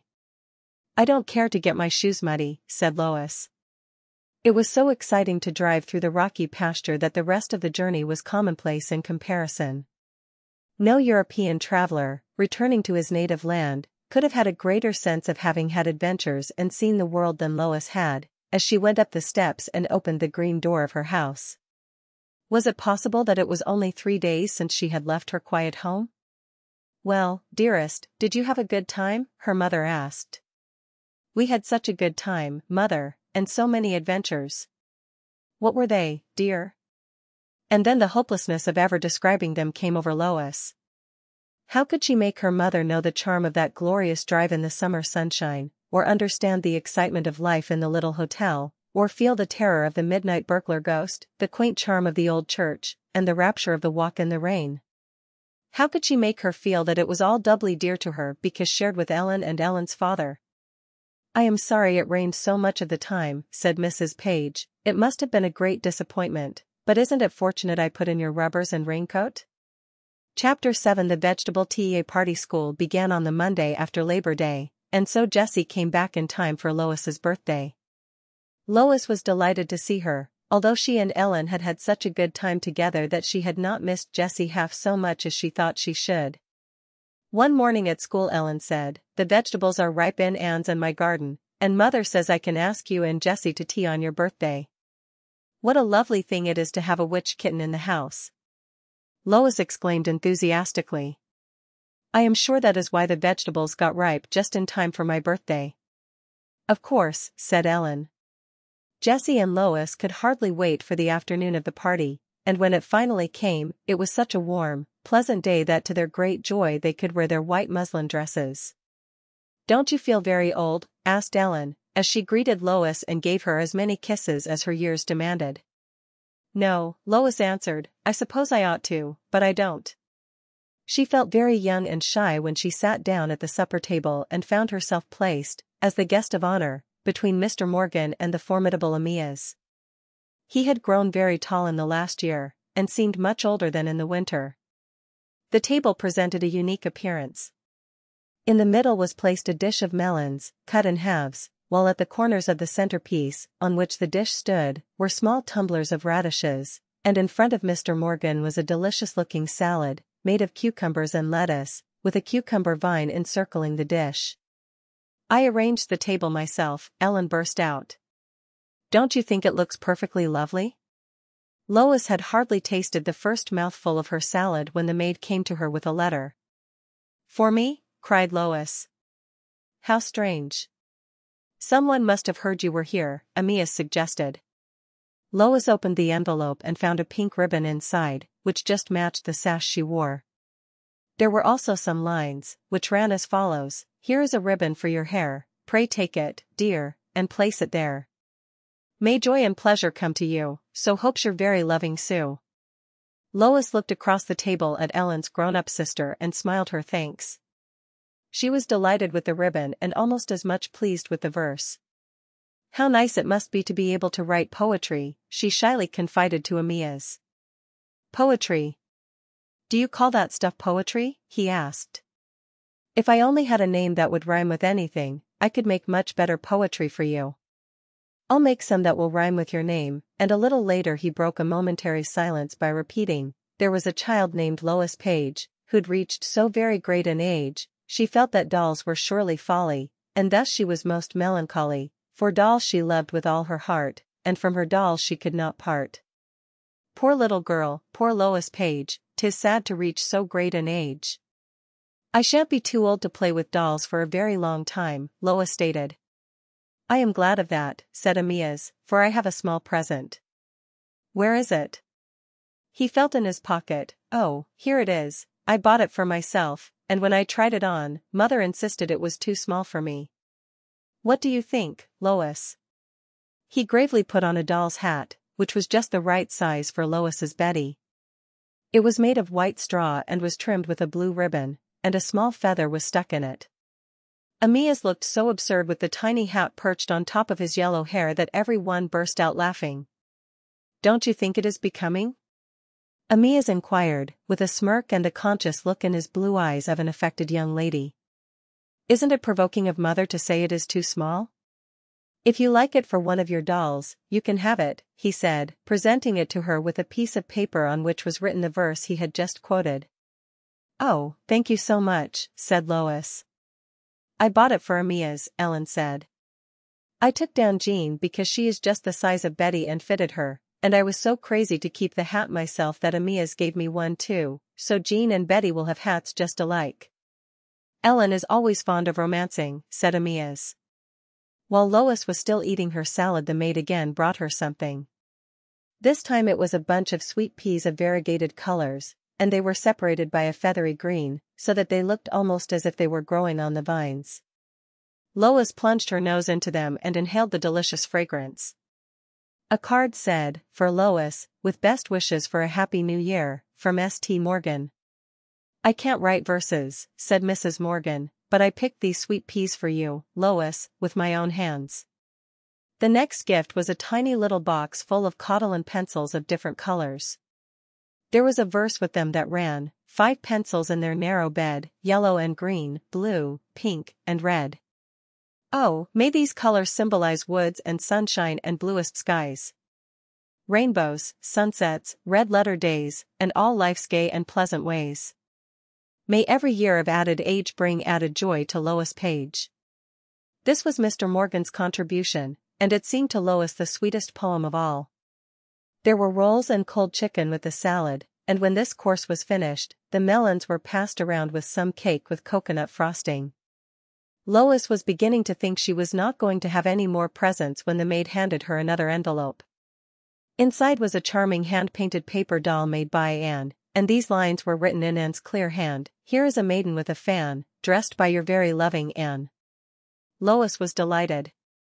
The poetic gift of the Morgan family filled her with amazement. And painted in the fan on account of the rhyme, Ellen confided to the company. We had such fun, all writing the verses together the other night, only Mother and Reuben can never write any. I am crazy to have you hear my poem. Presently a very large bundle was placed on the table near Lois, and she began to open it eagerly. She undid one wrapping paper after another, until finally she came to a moderate-sized candy box. Candy, how nice, said Lois, looking appreciatively at Ellen. I hope it will be your favorite kind, said Ellen. Guess what it is. Chocolate peppermints, said Lois. She opened the cover, pulled up the paraffin paper, and underneath were disclosed 2 small cucumbers. The disappointment was so great that Lois at first could not appreciate the joke. Ellen's verse was written in her scrawling hand. Dear Lois, in your birthnight slumbers, I hope you'll dream of my cucumbers, of melon, monkey, and hand organ, so hopes your best friend, Ellen Morgan. Amias bet me a doll's hat that I couldn't make a verse with a rhyme in it to my own name, but I did, said Ellen triumphantly. There was only one more present, a small box of chocolate peppermints from Reuben. There was no verse with it, only, Lois from Reuben, in Mrs. Morgan's attractive handwriting. Reuben was down at the other end of the table next his mother, and Lois could not get enough courage to thank him. She would wait until after supper. Reuben was even shyer than she was. He was a little older than Lois, and did not have the charm of his older brother. Nevertheless, Reuben had been very kind to her when she had stayed with the Morgans in the winter, having taught her to skate, and yet she never saw him now without relapsing into her old fear of him. He was so silent and was apt to look so indifferent. It happened that Reuben did not sit near Lois in the games they played after supper, so she had no chance to thank him for his present. Mrs. Morgan had said that one of the boys would see the children home, and Lois thought if it were Reuben, she would gather courage to thank him then, but it proved to be Mr. Morgan who walked back with them. Amias came out to the front door politely, but Reuben was nowhere to be seen. Her pleasure in Reuben's gift had been spoiled by the fact that the inscription had been in his mother's writing. Lois was sure he had not bought the candy for her himself, but that Mrs. Morgan had felt it would seem rude if each member of the family were not represented. "Mother, we had such a lovely time," Lois said when they reached home. "I had 7 presents and 5 poems," and she proceeded to show her treasures, and to give an animated account of the evening. Mrs. Page was most sympathetic. "Mother, you don't think it is any matter if I don't thank Reuben, do you?" Lois asked. "I am sure it was really his mother's present." "I don't think so," said Jessie. "I am sure it was only that he was ashamed of his bad handwriting." "Well, at any rate, it is only polite to thank him," said Mrs. Page, entirely unaware of what a desperate task she was setting her daughter. "Of course you ought to," said Jessie, who would not in the least have minded thanking a schoolful of children. "I shall have to thank Reuben today," Lois thought the next morning, and this reflection was such a weight at her heart that the glorious September sunshine seemed clouded. When Lois reached school and saw Reuben come in, her heart began to beat very fast. He had a stolid expression, and when recess came he went out immediately. As the day wore on, it seemed more and more impossible to thank him, and when 2 unhappy days had dragged themselves by, poor Lois felt that she would gladly have foregone all the glories of her birthday, if by this means she could escape thanking this member of the Morgan family for his gift. "I must do it," she thought. "Mother said so, and it is rude not to, but it does not seem as if I could." The longer she put it off, the harder it was. On Saturday Lois and Jessie went to the Morgans to play croquet with Aunt and Ellen, and while they were in the midst of a game Reuben appeared, asking some question about his tennis racket. "Now," thought Lois, "I must do it," but he was off again like a flash before the words left her lips. On Monday morning, when she and Jessie came out at recess, she saw Reuben and his great friends, Joel Carpenter and Jack Brown, on the steps of the Baptist meeting house, which was next to the schoolhouse. They were deep in conversation, evidently discussing some plan. Without giving herself time to think, Lois left Jessie and went forward quickly. The boys were standing on the 3rd step, and so were just above her. Clasping her hands behind her and with upturned face, she said hurriedly, "Reuben, I thank you very much for my birthday present." Then she hastily turned her back on him and fled. "Gee," burst from Joel Carpenter's lips, as Lois hurried down the street. Chapter 8. The tree that grew in the Pages' garden. Whenever anything pleasant happened, the children always pretended that it was owing to the witch kitten, but in the case of the darning class there was no need of making believe, for even such an incredulous onlooker as Mrs. Page acknowledged that Mittens was the cause of their good fortune. Lois and Jessie and Aunt and Ellen made up between them a short account of the affair modeled on the house that Jack built. "This is the tree that grew in the Pages' garden." "This is the witch cat that climbed the tree that grew in the Pages' garden." "This is the dog that barked at the witch cat that climbed the tree that grew in the Pages' garden." "This is the maid in a lilac gown that chased the dog, with an awful frown, that barked at the witch cat that climbed the tree that grew in the Pages' garden." "This is the rent that came in the gown of the dainty maid with the awful frown who chased the dog that barked at the witch cat that climbed the tree that grew in the Pages' garden." "This is the dame in the ancient town who mended the rent in the lilac gown of the dainty maid with the awful frown who chased the dog that barked at the witch cat that climbed the tree that grew in the Pages' garden." This was what happened. Lois and Jessie were weeding their flower beds, and Minnie and Mittens were frisking about them, unconscious of approaching evil. They were just behind the children when a large brown and white spaniel came into the garden. The little girls were intent on their weeding, and did not notice his approach, when suddenly a series of loud barks and terrified mews caused them to turn hastily. Lois saw a picture that made her heart stand still. Minnie, with her back up, was rushing valiantly towards the intruder. "Oh, Jessie, Minnie will be killed," cried Lois. "Minnie, Minnie darling, come to me." Meanwhile Mittens was seeking the safety of a neighboring tree. He was so young that he was not sure that dogs could not climb, and so he went up as high as he could get and sat on a slender branch, huddled together in a forlorn little heap, a most abject and frightened kitten. Lois stood petrified, but Jessie instantly ran between the dog and the cat. "Don't, Jessie," exclaimed Lois, even more afraid for the safety of her friend than for that of her pets. "He may bite you." The dog was still growling. He was just preparing to make another dash at the cat, who, on her side, was about to spring at his head. Jessie swooped down on Minnie and deposited the struggling animal in the cat house, shutting her in. Then she turned to bend her energies to getting rid of the dog. Finding that he was balked of his prey, he now took up his station at the foot of the apple tree where Mittens had taken refuge, and gave a series of low growls. Poor Mittens answered by piercing mews. "Come, poor fellow, come, good dog," said Jessie. "He is a bad dog," said Lois energetically. She was still at a safe distance, but came a few steps nearer as she spoke. "I think he intends to stay all night," she continued. "What shall we do? Poor Mittens will die of fright, and just hear what a dreadful noise Minnie is making." Minnie was walking about on the windowsill of the cat house like a raging tiger, furious at having been deprived of her fight. "The only thing is to try kindness," said Jessie. "Good dog, poor doggy, good dog." "He is a bad dog," Lois repeated. She had once more retired to a safe distance. "Do keep still, Lois, he doesn't mean to be bad any more than Minnie does. I wish I had something for him to eat." At this moment the kitten climbed a little higher, and the shaking of the branch sent a rosy astrakhan apple to the ground. "How stupid I was," said Jessie. "We had a spaniel once that loved apples." She picked one up from the ground, bit out a piece, and held it before him enticingly. A change came over him, and he slowly followed her as she moved back a few paces. He turned, however, irresolutely, to look at the tree. Good dog," Jessie said soothingly. Finally she succeeded in wholly distracting his attention from the kitten. She moved slowly back until she got him outside the yard.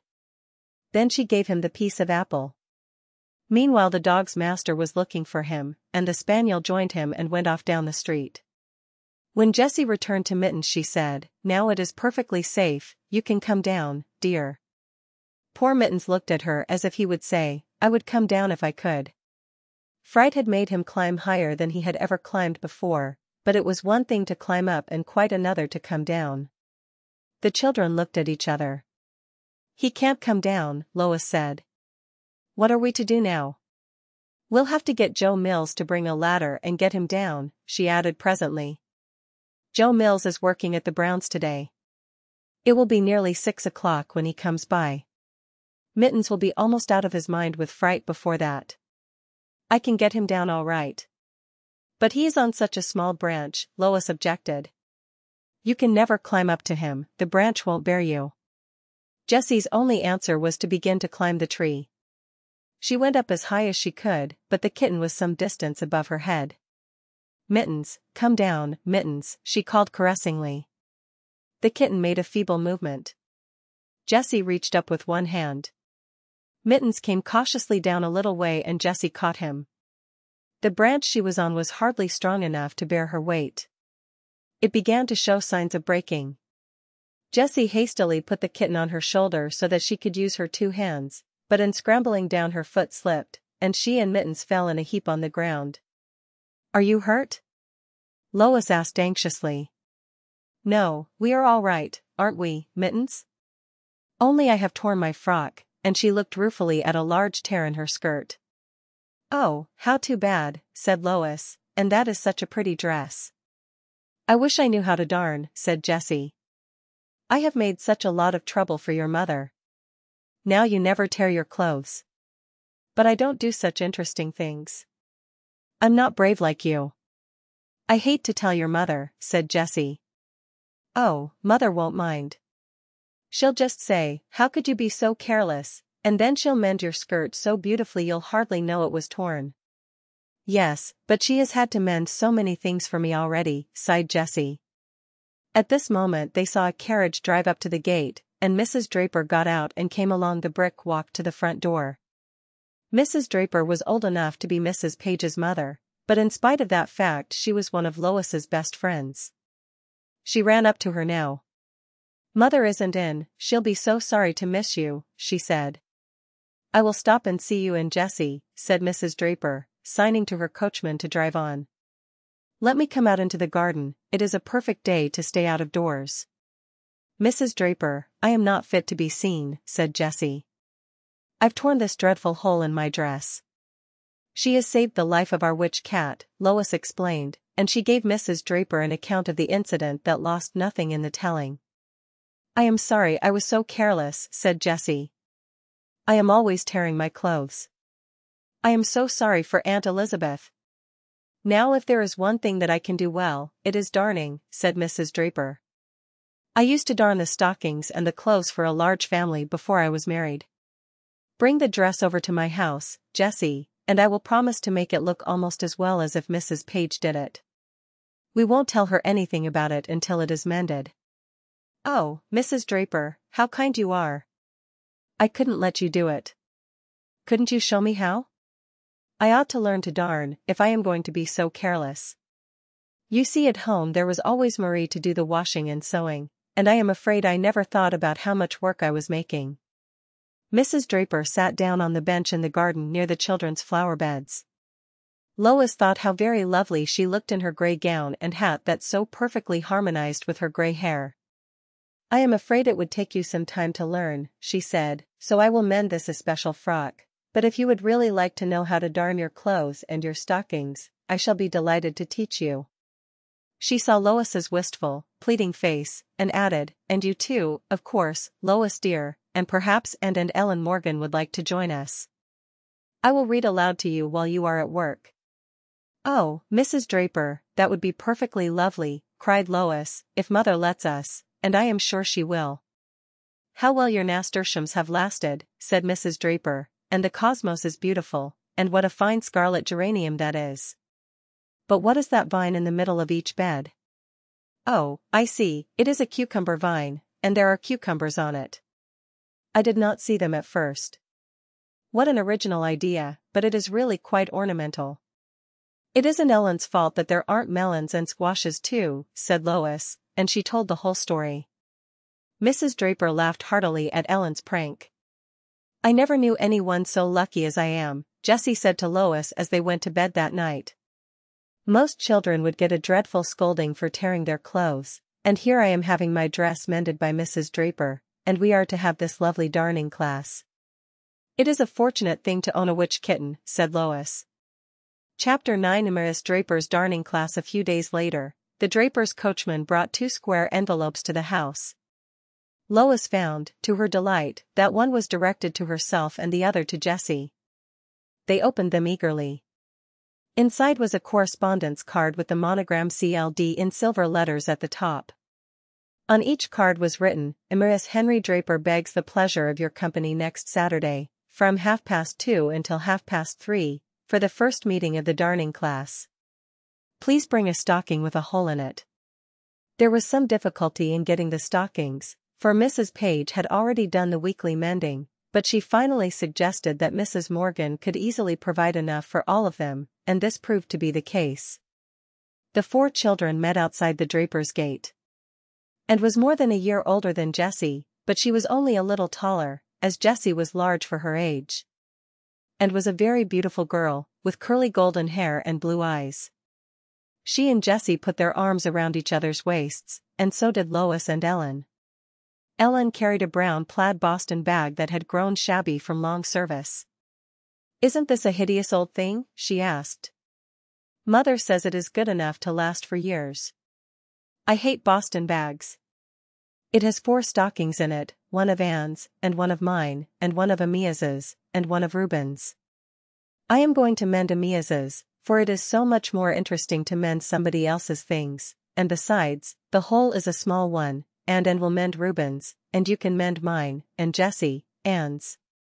Won't you just love to mend my stocking for me? That depends on the kind of a hole it has, said Lois unsentimentally. You oughtn't to mind a little thing like that. You ought to be just crazy to do anything for me. Gertrude Brown would be perfectly thrilled to have a chance to mend my stocking. They were going up the Drapers' Avenue as she spoke, and presently reached the front door, which was opened by the neat maid in a white cap. I used to be so scared last year when I came to this house, Lois confided to Ellen, but now I don't mind at all. How prompt you are, said Mrs. Draper, coming forward to meet them. It is so warm today that I think it will be pleasant out on the piazza, and she led the way through the large hall hung with portraits of drapers in the close of a past century. The piazza was at the back of the house, and was glassed in later in the season. It was large and square like a room, and contained a sofa and a table and a variety of comfortable chairs, all of green wickerwork. From the piazza they could look into the Drapers' beautiful old-fashioned garden.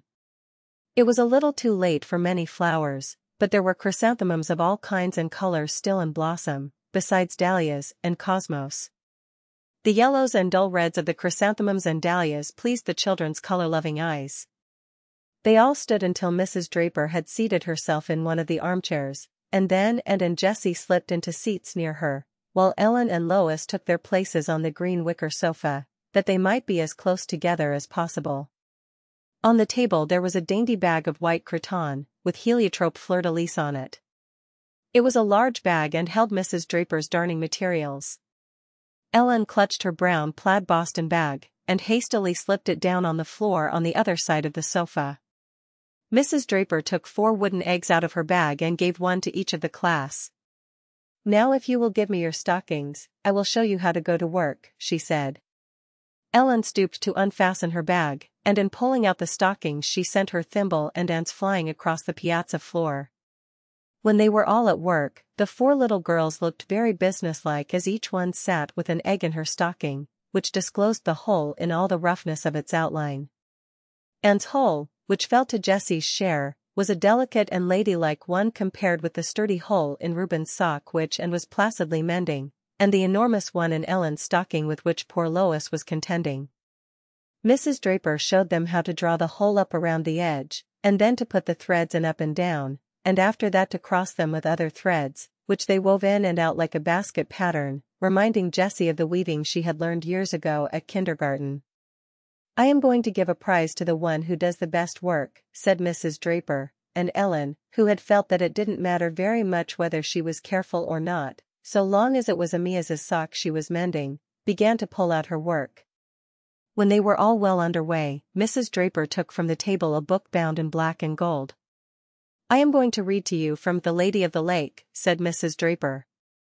This is the very book from which I read when I had a similar darning class for my nieces, 40 years ago. Lois felt very proud when she had the preliminary part of her darning done, and had put in all the threads that went up and down. It looks like a harp with 1,000 strings, whispered Ellen. I shall give only a small prize today, said Mrs. Draper. I have some sheets of gold and silver paper and some tissue paper of different colors that I thought perhaps you could use for paper doll dresses. The children's eyes gleamed with pleasure. But after 3 lessons I am going to give the pupil who has improved the most, this, and Mrs. Draper took out of her bag an emery made in the shape of a strawberry. The children all thought it very beautiful, for besides being of such a pretty shape and color, it had a silver top. This is to be the second prize at the end of 3 weeks, and Mrs. Draper held up a little needle book covered with white silk that had a pattern of pink rosebuds and green leaves on it. She untied the pink ribbons and showed some darning needles and embroidery needles inside. I think the second prize is the nicest, said Ellen. Well, the most promising pupil can choose which she likes best, said Mrs. Draper. In the middle of the lesson they had a recess. The maid brought out a tray, and on it were 5 glasses of lemonade, and some very thin, delicate ginger cookies. This is what I always used to have for my nieces, 40 years ago," said Mrs. Draper, with a gentle little sigh. "I am so glad you did," said Ellen. As the end of the hour approached, Mrs. Draper brought out the gold and silver sheets and the tissue paper. There were sheets of nearly all the colors of the rainbow: green, blue, yellow, red, and also pink and gray. Lois longed more and more to have those beautiful sheets of paper for her very own. She tried hard to make her whole look neat, but it was larger than any of the others, even than the one Anne was darning, and Anne was so much older and quicker with her fingers that Lois despaired of equaling her. Mrs. Draper took the 4 stockings, when they were finished, and looked at them critically. "That is not bad for a first attempt," she said, holding up Anne's, "but even that is far from the work I hope you will all do some time. There is no doubt but that the first prize goes to Anne. I am going to have a second prize, however, for the one who darned the largest hole, so, Lois, you will have some of this paper." She divided the sheets into 2 portions, as she spoke, giving twice as many to Anne as to Lois. "Now next Saturday," she said, "I am going to give out the stockings myself, and let Ellen have the largest hole to mend, because she has had the smallest today, and Lois will have the smallest. Don't you think this is only fair?" "Yes, I do," Ellen admitted, hanging her head. Chapter 10. A red letter day. After this, the darning class became the chief feature in the week, and the children were sure never to miss a lesson. The book grew more and more interesting, and so did the darning, as they learned to be less clumsy with their needles, and when the 3rd Saturday came, the little girls were most eager to know who were to have the prizes. Anne was still the best worker, but Ellen had high hopes of getting the first prize, because she had improved so much. She said, "You know, the one who had improved the most was to get it," Ellen remarked to Lois, as they were walking, arm in arm, up the Drapers' Avenue. "Now my work was perfectly horrid at first, and I do it a lot better now." "So do I," said Lois. Lois had no hope of getting the first prize, as she could see that Anne and Jessie were better workers than she, but she had a faint hope that her marked improvement would entitle her to the second. "Anne and Jessie are so much older than we are that I don't think it is fair," said Ellen. "Isn't it fun that we are really to have the prizes given today?" said Lois. "I think this is a red letter day." This expression, which she had met for the first time in Mr. Morgan's verse, had fascinated her. "I don't think it will be unless we get a prize," said Ellen. It was a very exciting meeting, for the 2 prizes were in full view while they worked, and the strawberry had never looked so red and enticing, and the little needlebook seemed daintier than ever. They could now darn more than 1 hole in the hour, and their weekly meeting was a real godsend to Mrs. Morgan and Mrs. Page. The children were hard at work, bending over their stockings with flushed faces, when Judge Draper rushed out on the piazza like a large tornado, stumbling over Ellen's Boston bag, and catching at the sofa to prevent his falling. "Connie, Leonard says it is going to rain tomorrow, and that the wind is playing the deuce in the hill orchard. I must get in the apples today. I've come to ask you to drive up there with me this afternoon." "I told you I had an engagement," said Mrs. Draper, glancing at the children. The judge looked at them as if they were of no more importance than flies, and could be as easily brushed aside. "But I want you, do you understand? The apples must be picked this afternoon. And unfortunately I have an engagement." The more vehement he was, the quieter she became. "You don't need me to help you pick apples. But I want your company on the trip." The children's hearts sank while this dialogue was going on. It was so hard to be in sight of the emery bag and the little needlebook, so aggravating to be within an hour of solving the great mystery as to whom they should belong, and then to have the decision postponed for a whole week. It would be a disappointment that would be almost unbearable. "Come, Connie, there is no time to lose. We must start in a quarter of an hour." "I am very sorry, children," began Mrs. Draper, "but you see the judge wants me to go so much." Just then a bright idea struck her. "Harry, why shouldn't we all go?" she asked. The children could ride in the wagon with the barrels, and they could help pick the apples. Suddenly the judge seemed to become aware that the little girls were not flies to be brushed aside, but human beings with desires and capacities. He saw 4 young faces, and 3 of them glanced up with different degrees of eager anticipation shining in their eyes. Ellen and Jessie looked as if they could hardly keep back an exclamation, while if Lois was more subdued, there was a wistful expression on her countenance that was almost more appealing. It was the "this is too good to be true, and so I must not think of it" expression. And alone sat serene and quiet. It was Anne, however, who settled the fate of the others. She was so very pretty, as she sat there demurely looking down at her work, that the judge wanted to take her along with him, and he was also curious to see if it would be possible to ruffle that calm exterior. "Children, I believe I will take you." A chorus of exclamations followed. "Oh, Judge Draper, how perfectly lovely," from Jessie. "How perfectly great," from Ellen, and "didn't I say it was going to be a red-letter day," in low tones from Lois. And Alone said nothing, but she began quietly to fold up her work. "I will take some of you, anyway," the judge went on, with a twinkle in his eye. A sudden terrible suspense came over the company. Miss Anne, now, hasn't said she wants to go, and perhaps it is too undignified a trip for her. Miss Anne, would you rather be left behind? "No, sir," said Anne, in her sweet, low voice. "I'd like to go very much, but there are lots of things I can do at home, if you haven't room for me." "I guess there'll be room all right." They all went home in a great hurry to get wraps, and the emery bag and the needle book, once the envy of all eyes, were left on the table quite forgotten. Mrs. Draper and the judge started on ahead in the buggy, leaving the 4 children to follow them. It was great fun scrambling into the wagon, and Ellen immediately perched herself on top of a barrel. "There are 4 barrels, one for each of us," she said gaily. Jessie climbed in next and took her place on a barrel, but Lois hesitated. The barrel looked like a dizzy height to her, and the seat seemed very insecure. "Come, Lois, jump in," Ellen cried impatiently. Lois stood first on one foot and then on the other. She did not dare to sit on the barrel, and neither did she dare to say that she was afraid. "I am going to sit in front with Leonard," said Anne. "It will be ever so much more comfortable." "Won't you sit there with me, Lois?" And this was how it happened that as they drove through the village street there were 2 vacant seats in what Ellen named the orchestra circle. "Hello. Where are you going?" Reuben demanded, as he and Amias passed the wagon. "To pick apples in Judge Draper's orchard." "Don't you want to come?" Ellen asked, with suspicious sweetness. "You bet." "Well, you can't, you know, for you weren't invited to this theater party." "I guess we can get admission tickets at the door," he retorted, and he and Amias swung themselves into the wagon without further ceremony. Lois looked straight ahead, and did not once turn to speak to them.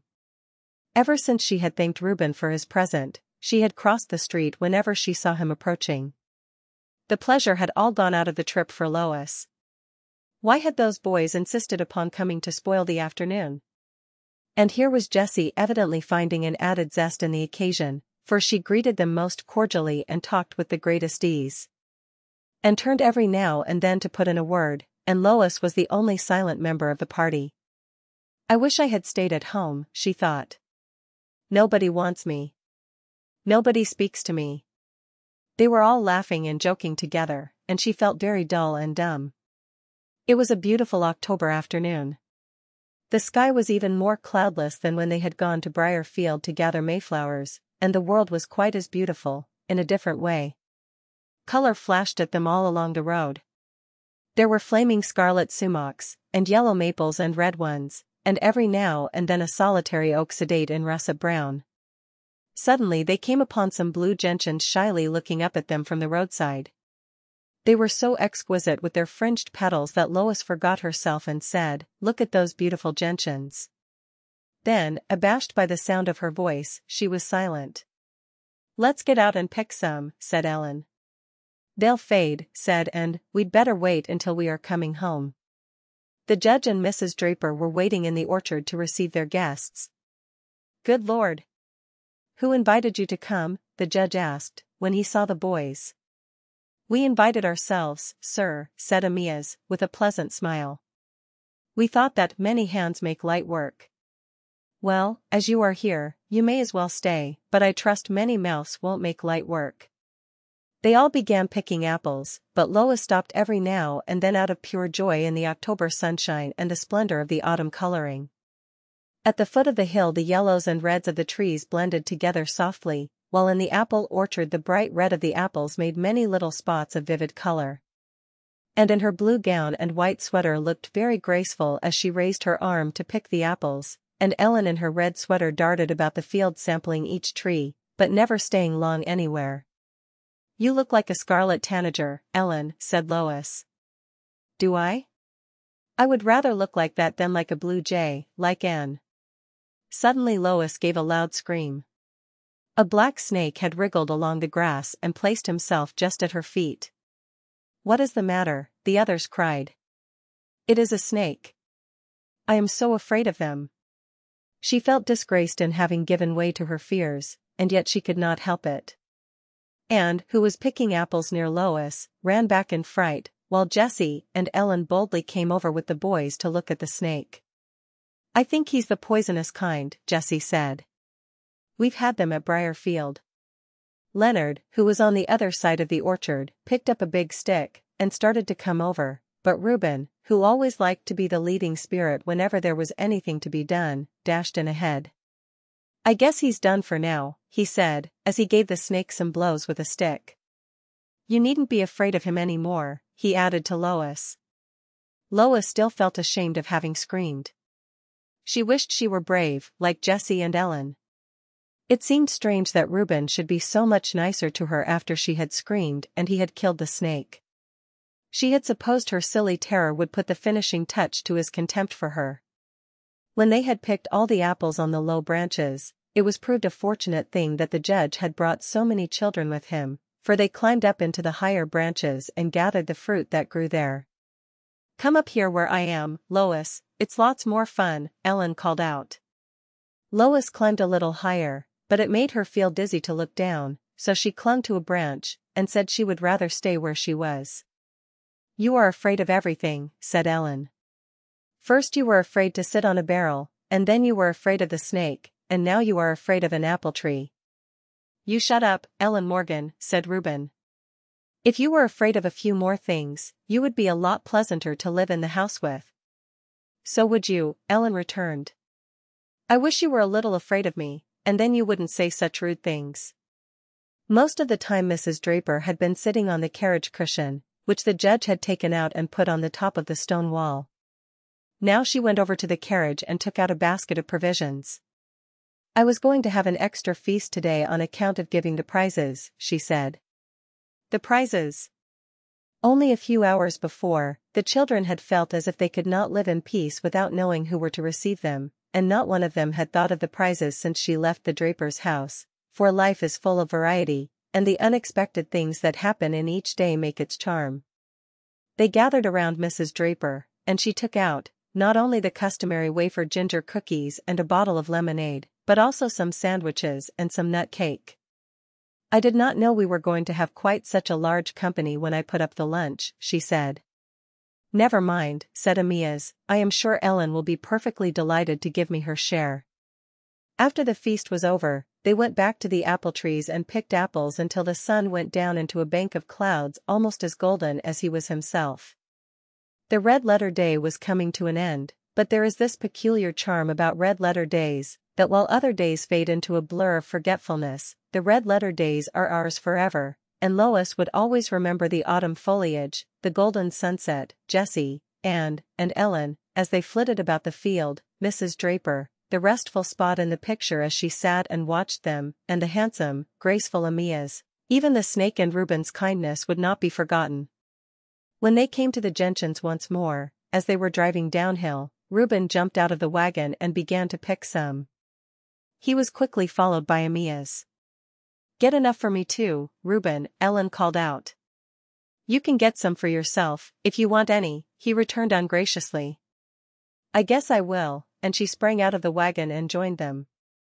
Reuben bunched his gentians together clumsily and held them out awkwardly to Lois without a word. "I must be sure to thank him," she thought. "Thank you very much." "I am sorry you had so much trouble," she said shyly. "That's no matter. Amias brought a bouquet of gentians, most daintily arranged, to Jessie, which he handed her with his accustomed grace. He then presented his sister and with another. Lois looked down at the flowers in her lap. Anne's and Jessie's had a value which hers did not possess. I wish Amias had given me some, she thought. Chapter 11. Grandmother Lois. Lois's grandmother, for whom she was named, was coming to make the Pages a visit, and both Lois and her mother were looking forward to this event with secret misgivings.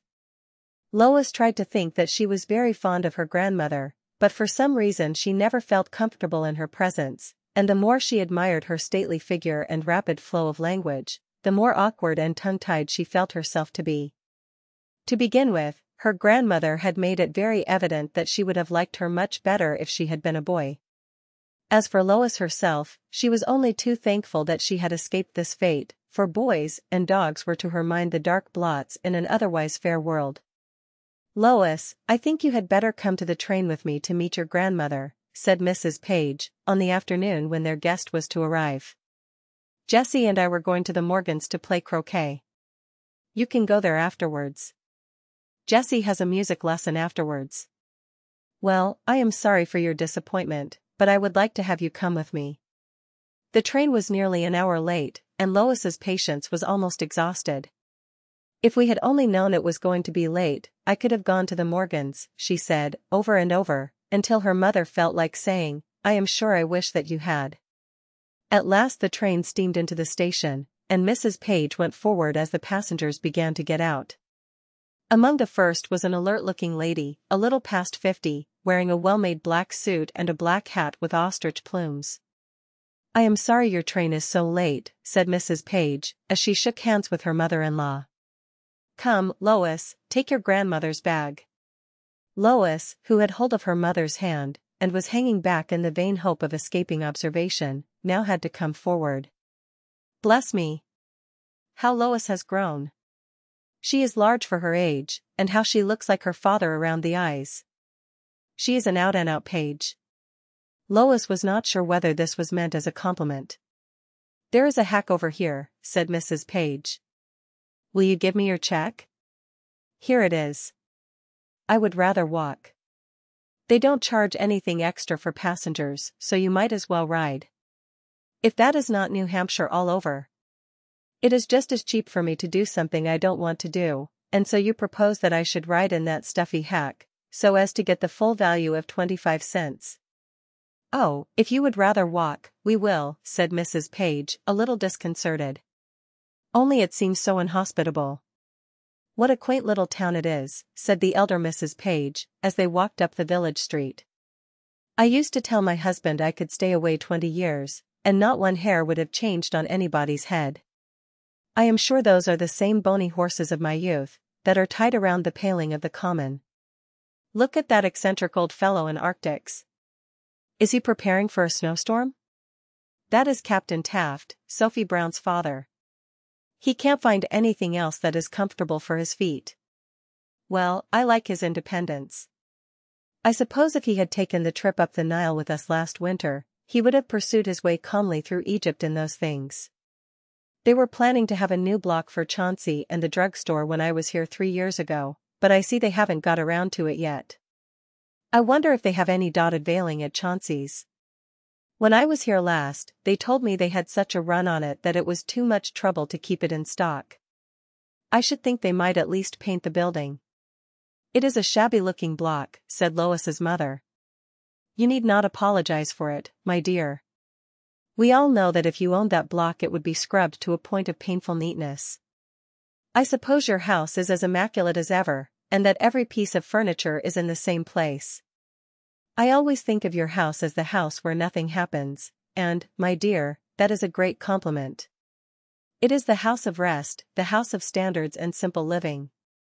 When I am tired with the strain of life, or of rushing around the world, I think of your house as of a haven of peace, and when I get to be an old lady, I am coming to spend a whole summer with you." "That will be very nice," said Mrs. Page.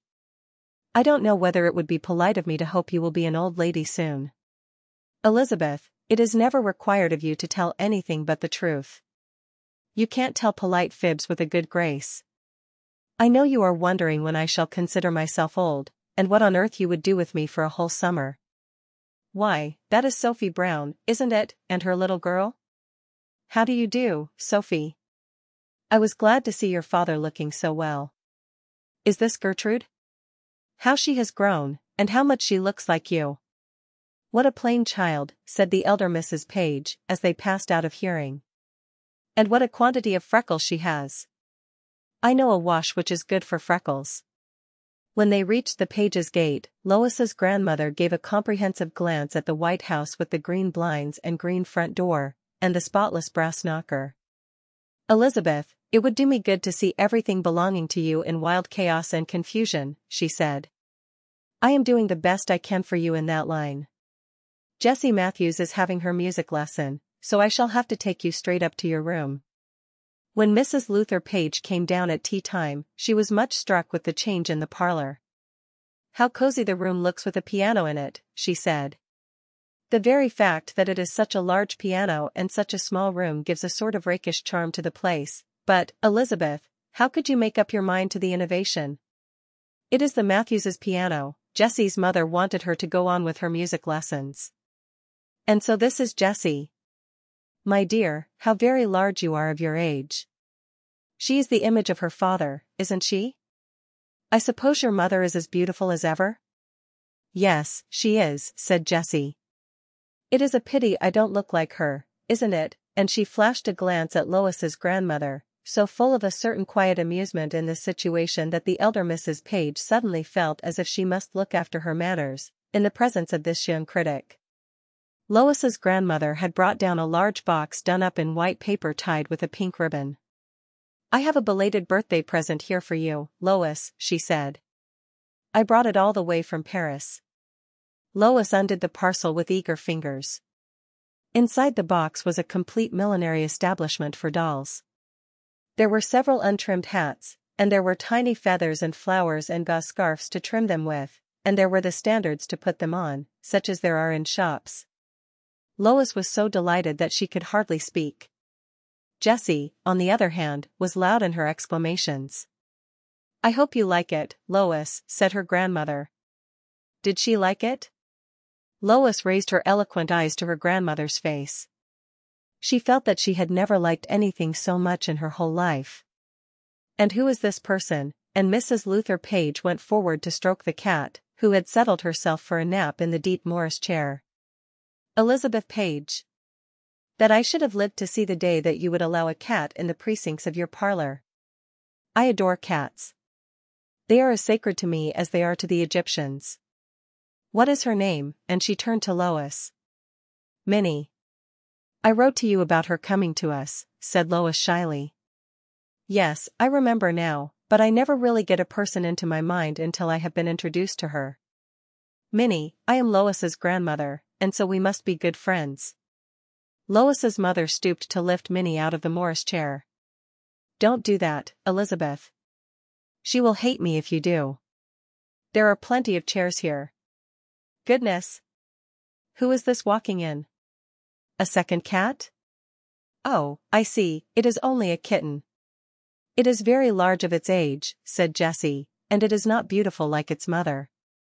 You saucy child, said Lois's grandmother, and from that moment she and Jessie were firm friends. It is a witch kitten, said Lois, who could not bear to be left out of the conversation. Do you notice, grandmother, that it has double paws? Witch kittens are very lucky. We have had a lot of luck since it came. I have always wanted one of those six-toed kittens. Do you mean to keep it? Or may I have it when I go home? I have been trying to get someone to take it for the last 2 months, said Mrs. Page. It will be another proof of our extraordinary luck if you will take it. Chapter 12. The house where nothing happened. Lois's grandmother had never enjoyed a visit at her daughter-in-law so much as this one. To begin with, the witch kitten helped to cement the bond between herself and Lois, and then in the second place, there was Jessie, who stood as an interpreter, and was always ready to draw Lois out, and Lois talking was quite a different child from Lois silent, as her grandmother found. Then, too, the craze for bridge had reached the town, and Mrs. Luther Page was never happier than when playing this game. Several bridge parties were given in her honor, and she was asked to dinner at the Drapers, and to supper at various houses, including Sophie Brown's, where she had the pleasure of seeing Captain Taft, who had exchanged his Arctics for some slippers, embroidered in dull yellow on a green background, by a niece in Dakota. Best of all, however, were the long drives that the Briarfield horses made possible, when Mrs. Page and her daughter-in-law and the children explored the neighboring country, driving through the woods, or to the summits of distant hills. The bright autumn coloring had gone, and the dull shades of early November had taken its place, but there was a peculiar charm in the soft haze of these Indian summer afternoons. So the time sped by, and Grandmother Lois, who had come for 1 week, decided to stay until the middle of November. There were only 3 days of her visit left, when she was sitting one evening in the parlor, with her daughter-in-law and the children. "This is my last quiet evening in the dear house where nothing happens," she said, as she took out her embroidery.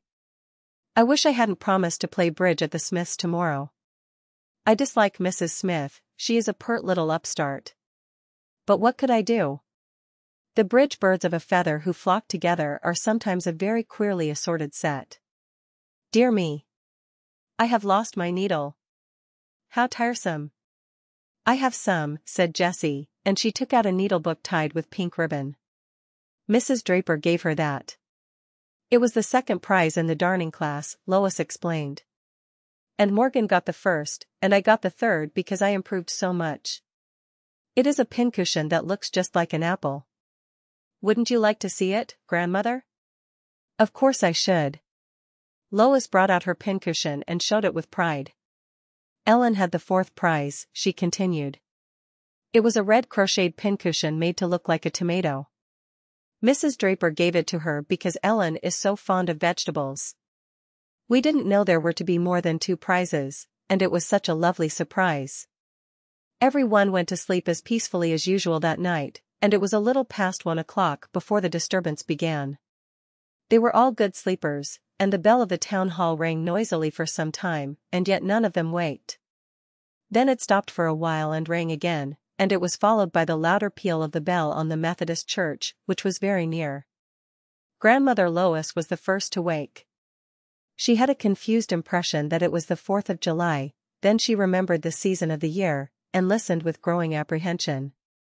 On the sidewalk below her windows, there was the hurried tramp of many feet all going in the same direction, and the sound of voices. She could see no signs of a fire on her side of the house, so she hastily put on her wrapper, and went into her daughter-in-law's room. "Wake up, Elizabeth, there is a fire," she cried. The younger Mrs. Page roused herself slowly, and then went to the window and pushed up the curtain, and she and her mother-in-law peered out into the night. There was a dull red glow all over the southern side of the sky, and below it a building was burning and the flames were leaping up in fantastic shapes. "It's Chauncey's, I am sure," said Mrs. Page, "and the wind is bringing the sparks over in our direction. I am sorry to frighten you, Mother, but I think it would be wise for you to pack your trunk. I must call Maggie. I hope the children won't wake." At this moment, however, Jessie was roused by voices directly under her window, and she was pushing up the curtain. "Lois, Lois," she called. "Do wake up and come and look at this beautiful fire. It is the most glorious thing I ever saw. Just see how the sparks fly." Lois joined her, and the 2 children stood spellbound at the window. They watched the flames leap up as if they were live things, and cover the whole building, and they could hear the shouts of the crowd. Finally one side of the store fell in, and then there was a magnificent display of fireworks, with the accompaniment of flying sparks and hoarse cries from the crowd. "Isn't that wonderful?" said Jessie. "Yes, but did you see that? Our fence has caught." They had felt no sense of personal danger before, but had watched the spectacle as if it were a superior kind of fireworks arranged for their especial benefit. "Mother, Mother!" Lois called, "Our fence is on fire." Jessie, meanwhile, was dressing quickly. "Somebody ought to go down there with buckets of water to put the fire out as soon as it catches," she said. Lois began to dress too, and Mrs. Page came to their door. "I am sorry you waked, children. You had better go to bed again, there isn't anything you can do." I will wake you if there is any real danger. But the fence is on fire, said Lois. Just then there was a loud ringing at the door, and Mrs. Page hurried down. Your fence is on fire, said Amias Morgan, and Reuben and I want some buckets of water, so we can keep guard and put it out. The whole fire department is busy down at the square. Is it Chauncey's that is burning? Mrs. Page asked. Yes. I thought Joe Mills would be sure to come to protect us. I guess he's busy saving the kids at his house. The block next Chauncey's caught first, and the Donnellys have a tenement there. Joe discovered the fire, but it was well underway before he could give the alarm. Mrs. Page and Maggie went to get some old fire buckets, and the boys departed, full of importance in being so useful. Meanwhile Mrs. Luther Page was putting the clothes into her trunk with nervous haste. The wind was blowing strongly from the south, and Elizabeth Page, who never lost her head, went about the house as calmly as if she had been accustomed to fires from her childhood, quietly collecting her valuables and packing them in the trunks that she and Maggie brought in from the storeroom. Seeing her mother so occupied, Lois went into the playroom to gather up some of her treasures. She had so many that it was hard to choose, but chief of all were her doll Betty and her little mahogany bureau and bedstead, a candlestick in the form of a griffin, the doll's hat Amias had given her, and the beautiful millinery outfit that her grandmother had brought her. Some of these things were a little hard to carry, but Lois managed to transport them all to her mother's room, where she deposited them in a heap on the floor. For heaven's sake, Lois Page, what are you doing? Asked her mother, turning around as the last load was brought in. It is just a few of the things I care most about, said Lois. I thought I would bring them in here to save you trouble. Mrs. Page looked at Betty, the doll, sitting among the ruins of her home, and she could not help laughing, for Betty, even in this hour of affliction, had the same cheerful, self-satisfied expression that she always wore. She was leaning back against the bureau, with the hat Amias had given her put on awry, and she seemed to say, "Look at me. See how well I can bear adversity." Jessie, meanwhile, had quietly packed her trunk, and then came in to see if she could help her Aunt Elizabeth. I am sure there is no real danger, said Lois's mother, but it is well to be prepared for everything. Elizabeth, called the elder Mrs. Page, you must come and help me. I am so nervous. There are 2 dresses I can't get into my trunk. Nora packed for me when I came. I don't see how she managed so cleverly. The dresses are my black satin and my crepe de chine. I got everything in, as I thought, and I had the trunk locked, and then I remembered them, they were in the back of the closet. Meanwhile Jessie and Lois slipped out to the cat house to see how Minnie and Mittens were bearing the excitement. They found them walking back and forth on the windowsill.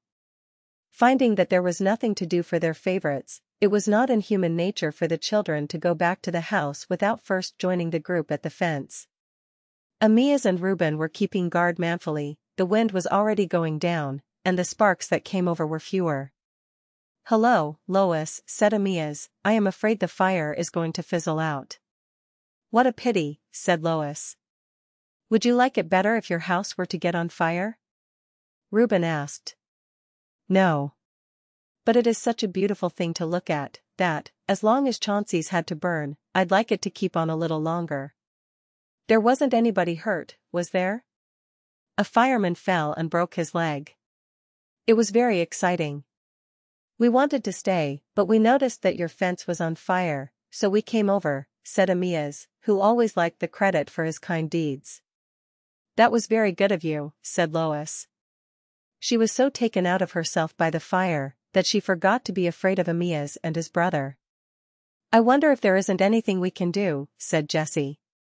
Do you suppose the fireman would like some hot coffee? You bet, said Amias. Here is one of them who would. Jessie went back to the house to tell Mrs. Page that the wind was going down, and to ask if Maggie might not make some coffee. Lois meant to follow her, but she stood rooted to the spot, being fascinated by the spectacle of the fire. Mother didn't want us to wake up, she said, but I wouldn't have missed this beautiful sight for anything in the world. It is my first real fire. When the steam mill burned, it just happened we were away on a picnic. I always have the worst luck. Where's Ellen? She and Anne never waked up, and Mother wouldn't let me wake them. She said Ellen would insist on going to the fire, and she didn't want her to. Poor Ellen, said Lois. It was hard to understand the grown-up point of view concerning fires. I should think your mother would have wanted her to come. It is something she would remember to her dying day. They've got the fire under control now, said Amias regretfully. Lois had a distinct sense of disappointment. A little later hot coffee was served in the Pages' kitchen, and groups of firemen came to the door to get it, while Grandmother Lois and Mrs. Page, Jessie, Lois, Amias, and Reuben had a picnic lunch in the dining room. I did say that I thought Chauncey's was a disgrace to the village and that it ought to burn down, said Lois's grandmother, and I did say that nothing ever happened in your house, and that I should like to see everything you possessed in wild chaos, but, my dear Elizabeth, I never expected fate to take me so seriously. Chapter 13. The Trio Club. Winter came early that year, and there was a heavy snowstorm on the day when Grandmother Lois and Mittens left town. In spite of this, however, several people, besides the family, went to the station to see her off, including Sophie Brown and her father. Everything comes to him who waits, said Grandmother Lois, as she saw the captain coming down the street. Captain Taft's Arctics have their proper background at last. Lois and Jessie felt very lonely after Grandmother Lois had departed with the witch kitten, and it was hard to tell which of them they missed the most. As for Minnie, she was quite unhappy for a day, and searched the house for Mittens restlessly, and then, with the philosophy of her race, she adapted herself to the inevitable. It was not long before she was consoled for her loss by the arrival of 3 kittens, all of them black with white breasts and paws. It is too bad they are all just alike, said Lois, as she and her mother and Jessie inspected the basket that held Minnie's children. I think it is very fortunate, said Mrs. Page, for it will be just as well to keep only one this time, and there will be no trouble in deciding which it is to be. You are only going to keep one? Oh, Mother! Lois's face had a horror-stricken expression. We must keep them all.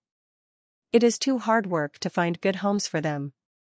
It will be much kinder not to try to bring them up, than to have to give them poor homes later.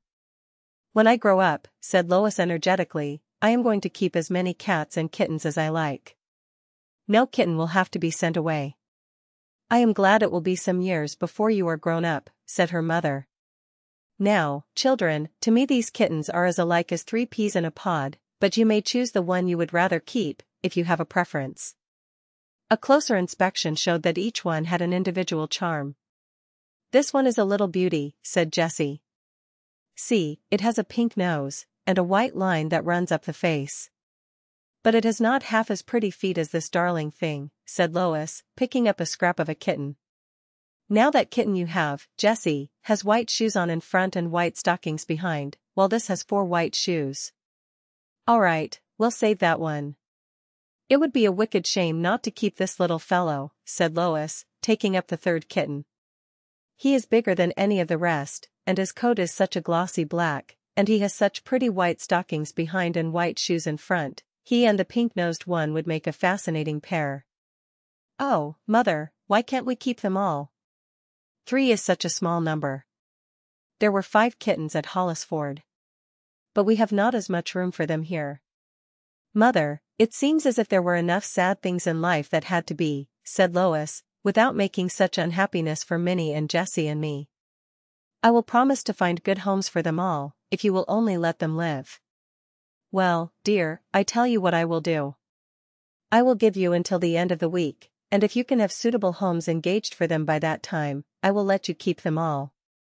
Lois and Jessie were delighted with this decision, and they immediately began to rack their brains, to consider where they could place Minnie's children to the best advantage. I wonder if Mrs. Draper would take one, said Lois. She is very kind-hearted, and she only has Jam. Let's go round and ask her. But, tender-hearted as Mrs. Draper was, she had the same extraordinary point of view concerning cats that seemed to be shared by most grown people, namely, that one cat is enough for one household. Perhaps Mrs. Donnelly will take one, Mrs. Draper suggested. Although they are so poor, they are very kind to animals, and they lost their cat at the time of the fire. And so the children went around to the forlorn, bare rooms that were the temporary home of Mrs. Donnelly and her son Joe Mills, and her 6 Donnelly children. The little girls went up 3 flights of narrow, dark stairs, nearly running into the refrigerator in the entry, and knocked on Mrs. Donnelly's door. She opened it a crack and peered out to see who was there, and when she found it was only Jessie and Lois, she flung the door open hospitably. "Come right in, children. I thought you was the insurance man, and I did not have anything for him this week."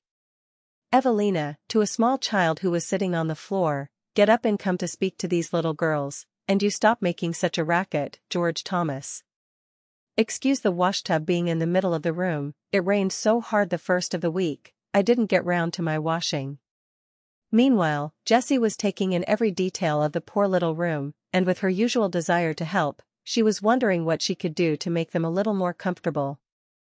She quickly decided that this would not be a happy home for one of the black pussies, and was wondering what excuse she could give for the call. "We have come to see if you would like to engage a kitten," said Lois, who had waited for Jessie to speak first. "We heard you lost yours.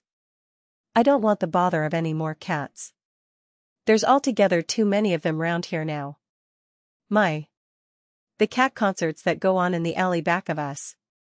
George Thomas, I told you not to touch the molasses. You are a bad boy.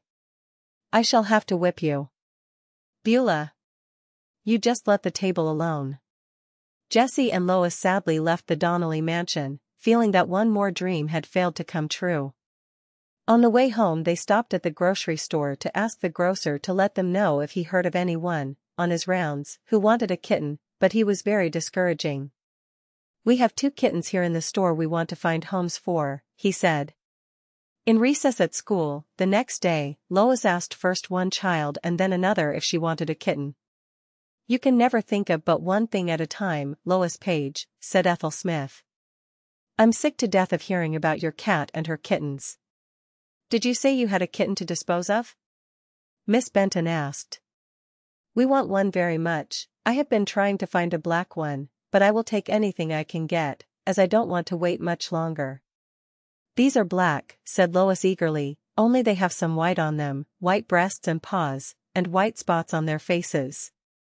"Will that make any difference?" "No, I suppose they will catch mice just as well." Lois and Jessie were in a very happy frame of mind, as they went home from school. To have so successfully found a home for one of their protégés gave them new courage. In the afternoon, Miss Greenleaf, Jessie's music teacher, came to give her a lesson, and was taken out to inspect the kittens. Miss Greenleaf was young, with a round face and figure, and large eyes that looked almost like those of a child. She was very much fascinated by the kittens. "I must have one," she said. "Why, they are exactly alike, aren't they? You will have to call them the Trio Club, and I will give them musical names. This little thing with the pink nose seems very full of life, we'll call her Presto, and the big one can be Andantino, and the middle-sized one Allegro. The darling things. I will engage Presto, she is the prettiest." After that, Lois felt happier. To break into a little company dignified by such a name as the Trio Club, and ruthlessly to destroy a creature called Andantino or Allegro, seemed too hard-hearted a thing for her mother to do. And yet Lois still had a somewhat insecure feeling, and so she continued to bore every one she met by saying, "I don't suppose you happen to want a young kitten, do you? A black one with the dearest white paws? We have 3 of them, and we call them the Trio Club." Finally, at the end of the week, Lois had to go to the dentist to have a tooth filled. She dreaded it very much, and the fact that both her mother and Jessie went with her gave her but little comfort. As Lois sat waiting in the outer room until the last patient should leave, she thought how much she was going to be hurt, and how hard it was that holes came in teeth. There were many things about the arrangement of the world that Lois could not understand. She picked up a magazine that lay on the table and began to turn the leaves. It was a magazine with pictures in it, and some of them were very pretty, but they failed to distract her mind. Then she looked out of the window at the men and women who were passing. Did they all have fillings in their teeth? Finally, the other patient went out and the awful moment came when Lois mounted the dentist's chair. After all, it did not really hurt her much to have the tooth filled. It was expecting all the time that she was going to be hurt that was the worst part. "You have very good teeth," said the dentist, as he polished off the filling. He had such a kind expression that a sudden idea seized Lois. "We have 3 black kittens at home," she said. "They are almost exactly alike, so we call them the Trio Club, but Mother does not want us to keep any, unless we have homes engaged for them all." "You don't happen to want a young kitten, do you?" "That is exactly what I do want," said the dentist. The Trio Club. Chapter 14. A winter picnic. Lois had always liked summer better than winter, but this year she changed her mind, and thought that nothing could be quite so good as these December days, when the crisp air sent the blood tingling through her veins. The white world, with the dark trees powdered with snow, and in the late afternoons the blood-red sunsets warm and glowing against the cold white, had an especial charm. And into this world, as beautiful as fairyland, Lois walked hand in hand with Jessie and Ellen, while coasting, sleigh riding, and skating made a sort of carnival of each day. Now that her fear of the Morgan boys had been cured, there was an added interest in having them of the party. Lois could skate well enough to join the others, and Amias and Reuben often took her and Jessie, with their sisters, on coasting parties. Lois had never known before the joys of the double runner, and although she felt she took her life in her hands every time she went down a steep hill, there was a fearful pleasure in the descent, and a thankfulness and surprise each time she reached the bottom safely, that made coasting a pastime of which she never tired. "I think," said Jessie, one morning, "that we ought to do something for those poor Donnellys at Christmas. I wish we could have a Christmas tree for them." "Couldn't we, Aunt Elizabeth?" "It would be a great amount of work," said Mrs. Page, "and I know that a good deal has been done for the Donnellys already. We have been making some clothes for them in the sewing circle." "I didn't mean clothes," said Jessie, "and we'll do all the work if you will only let us have the tree.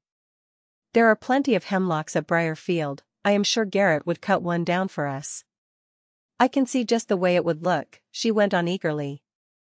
"We can get a lot of candles, and make lovely decorations out of gold and silver paper, and for very little money we can buy some toys, and the candy can be put in colored candy horns, which we can make ourselves. There are 6 Donnellys, 4 girls and 2 boys, and their rooms are so forlorn. And we could have the tree in the playroom, where it would not trouble anyone, except the Trio Club, and they could be put into the laundry for once."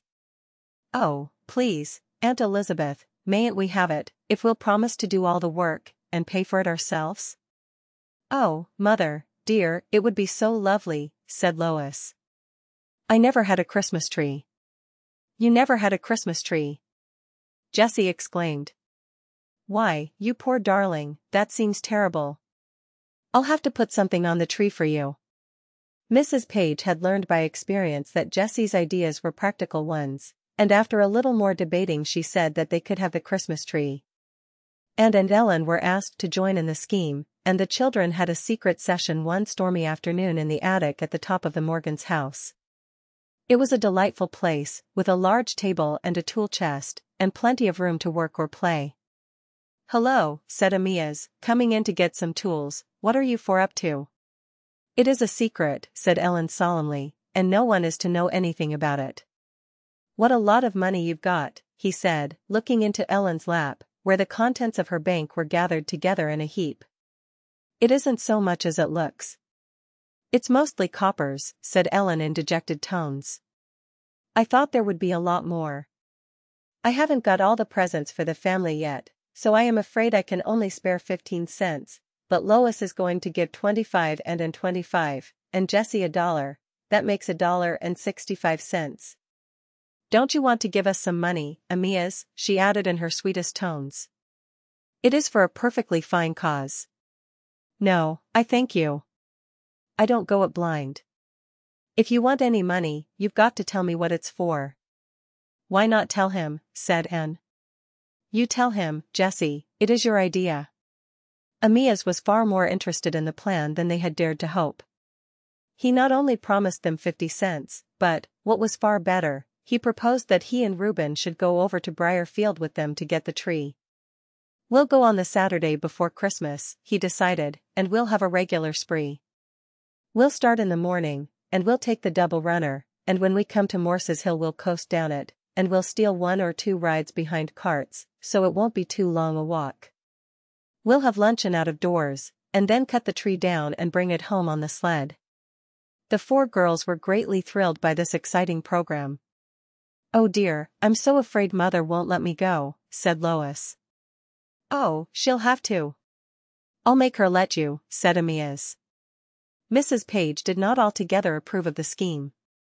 She was afraid it would be too much for Lois, and she was sure that some of them would take cold eating out of doors.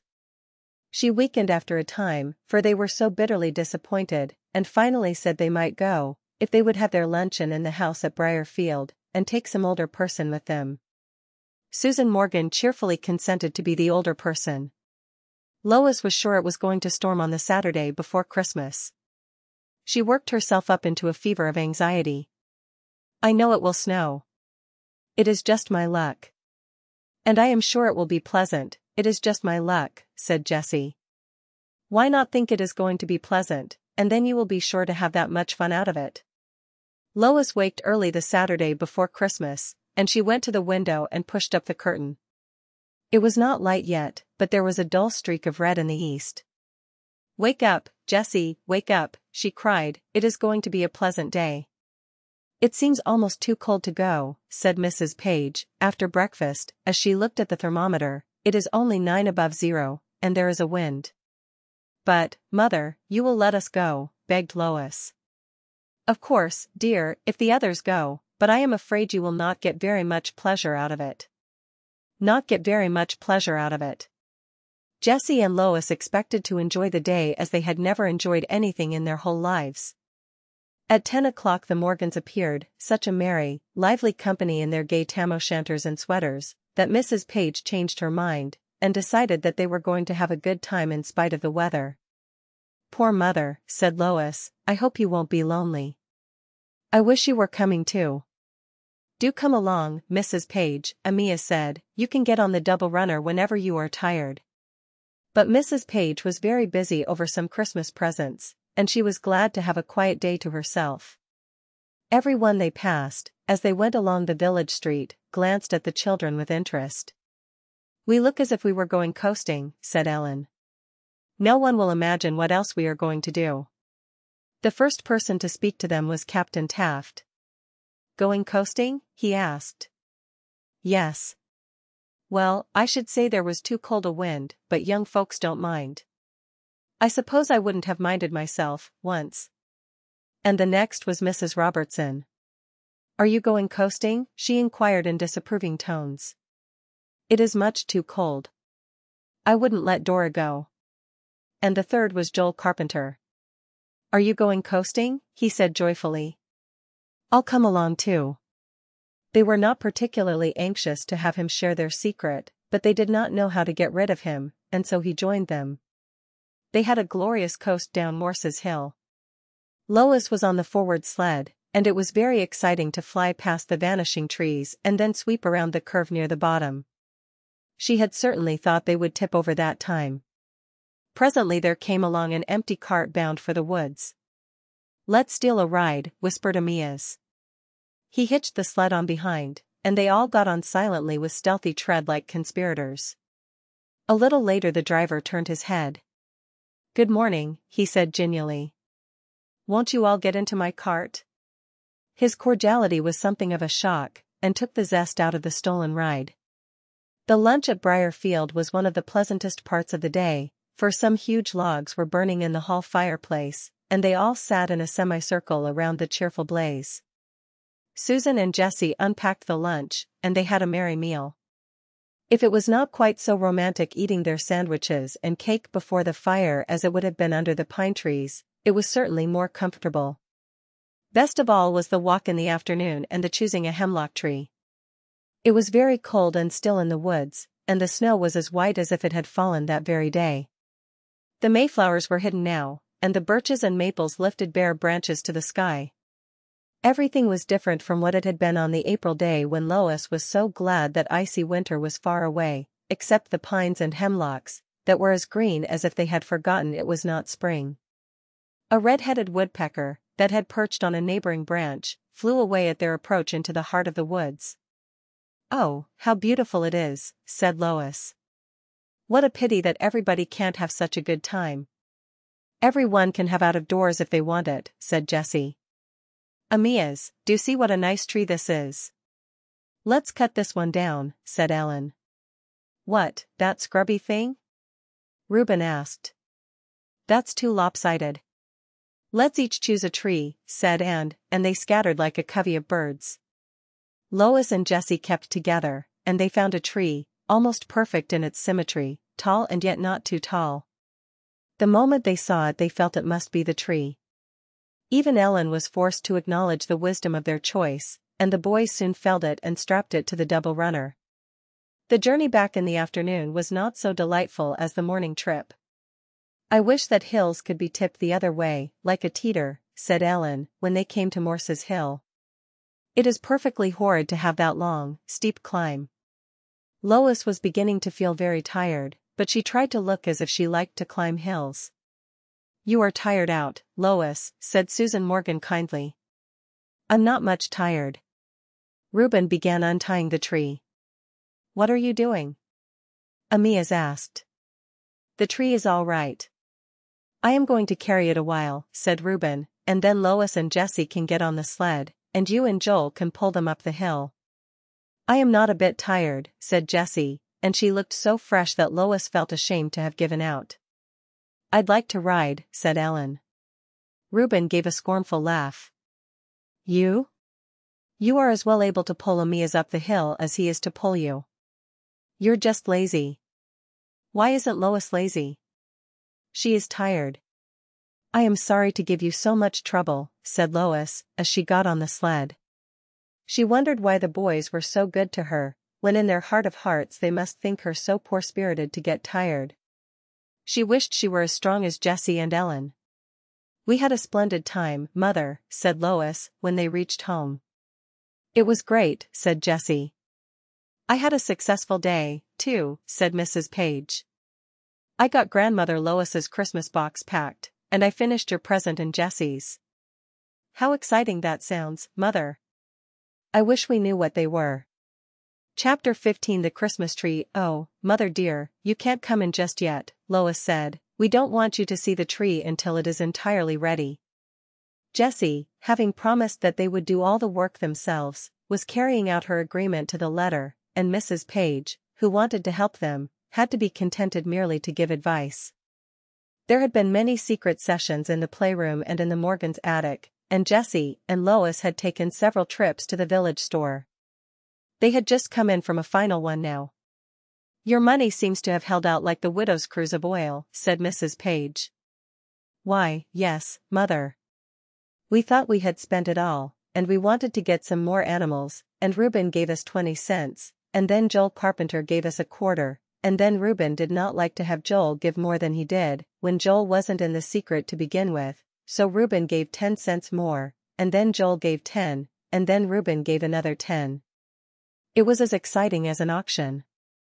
Reuben had to borrow of Amias, and Amias wouldn't lend him more than 10 cents, so Reuben had to drop out because he was dead broke, he said, and Joel came out 5 cents ahead of him. I think it was too bad, for he wasn't half so interested in the tree as Reuben was. But it was nice to get the extra 5 cents, said Jessie. Just before the guests came, Mrs. Page slipped into the playroom, unseen by Lois and Jessie, and tied 6 pairs of mittens, and 3 red tam-o'-shanters and 3 blue ones, to the tree. She also decorated the branches with 2 pink and 2 scarlet flannel petticoats, and some socks. After this she tied on 13 costume crackers. Then she quietly slipped out of the room. The Donnellys were so afraid of being late that they arrived half an hour too early. This was a little inconvenient, for Jessie and Lois were dressing. Maggie knocked on their door and said, "Your company has come. They are waiting in the entry." "Dear me, what shall we do?" said Lois. "Do you mind if they stay in the kitchen, Maggie, until we come down?" "It would hurt their feelings and make them think they had come too early," said Jessie. "Aunt Elizabeth," she called out, "would you mind talking to the Donnellys until we are ready? Please say how ashamed we are to be so late. Perhaps they would like to go down to the laundry and see Minnie and the Trio Club." And so it happened that Mrs. Page headed a procession of 6 Donnellys, all painfully shy and all dressed in their best clothes, and took them down to the temporary dwelling place of the Trio Club. The ice was soon broken, for no one could long feel any stiffness in the presence of these engaging animals. Each Donnelly made a dive for a kitten. George Thomas secured one, Beulah was the happy possessor of a second, while Michael and Evelina chased Presto around the room, and Michael finally got her, much to Evelina's disappointment. Miriam Donnelly had taken Minnie in her arms, while May Lillian walked around the room, stroking each kitten in turn. "What is this one's name?" she asked shyly. "That is Minnie. That is the mother cat." "My. But she looks like a kitten herself," said May Lillian. "Yes, she is a small cat." "And what is this one's name?" "Allegro." "What a funny name." "I didn't name her," said Mrs. Page. "If I had, I should have given her a good sensible name." "And what is mine called?" asked George Thomas. "Andantino." "I guess you didn't name that one either," said Michael, with a grin. "We are ready now," Jessie called down. The other guests had come, and they were all taken upstairs, and the door of the playroom was flung open. The Morgans and Jessie and Joel Carpenter had seen other Christmas trees that were more elaborate, while to Lois and the Donnellys, who only knew Sunday school and school Christmas trees, there was an especial charm about this one because it was their very own. The 4 Donnelly girls sat in a row on the sofa, with their feet stuck out primly in front of them. They looked very grave, as if it would be quite improper to smile. Miriam, who was the oldest, kept them in excellent order. Michael and George Thomas politely stood until Mrs. Page asked them to be seated. Jessie and Lois gave a cry of pleasure when they saw the petticoats and tam-o'-shanters. "How perfectly splendid, Aunt Elizabeth," Jessie said. The tree was a pretty sight, for it had many candles on it, and the little points of light were very brilliant against the background of green. Everything meant some happy recollection to Lois. The tree reminded her of that beautiful walk in the woods, and the candy horns made her think of a delightful snowy afternoon in the Morgans' attic, when she and Jessie and the Morgans sat around the table with paste and scissors and colored paper. She was so awkward, and Amias were so kind in helping her. And the candles and the animals. Would she ever forget that trip to the village store, when Amias came in unexpectedly and made the clerk take 10 cents off the whole amount, because they had bought so many things? There was a second trip and a third, and still another, each with some pleasant memory quite distinct from all the rest. And it was dear Jessie who had made it possible. Without her they would not have had a Christmas tree. The Donnellys were delighted with their presents, even Miriam's face relaxed when she was given a blue hair ribbon and a pretty handkerchief with an M in one corner. George Thomas was much pleased with a teeter with a yellow chicken on either end. His eyes were glued to this toy. "First it goes down, and then it goes up, and when one chicken is up, the other is down," said George Thomas. The costume crackers were a delightful surprise, and Mrs. Page told the children they might dress up in the contents before they had their simple refreshments. George Thomas's costume cracker contained a pink sunbonnet, in which he courageously arrayed himself, while Beulah wore a soldier's cap, and Lois put on a helmet, and Ellen donned a fool's cap. "I am sorry we can only have lemonade and you need a biscuit and ginger snaps," said Lois, as Maggie came in with a tray. "Our money did not hold out for everything." "It is a pretty good kind of you need a biscuit," said Michael, who had at last found courage to speak. He had just put on a blue and yellow toque, and every one seemed so amused by the effect that he felt that, in spite of Miriam, it was the proper thing to smile. Some fairy wand seemed to have changed the Unita biscuit into Maggie's delicate orange cake and chocolate cake, and presently, in addition to the lemonade, there came in some raspberry sherbet and macaroon ice cream. The children's eyes shone, and George Thomas finally put down his teeter. "First it goes up, and then it goes down," he said dreamily, "and when one chicken is, my! What lovely pink and white ice cream!" "You may put your presents on the table," said Mrs. Page to the Donnellys, "and then you will have room for your plates."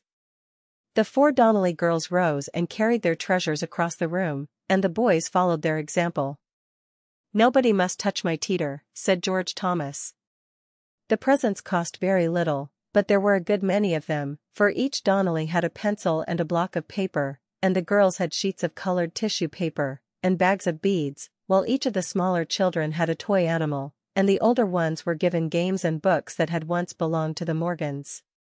After the cake and ice cream had been eaten, there came the great surprise of the evening, for Jessie had a small present ready for each of the Morgans and Joel Carpenter and Lois, as well as another trifle for each Donnelly.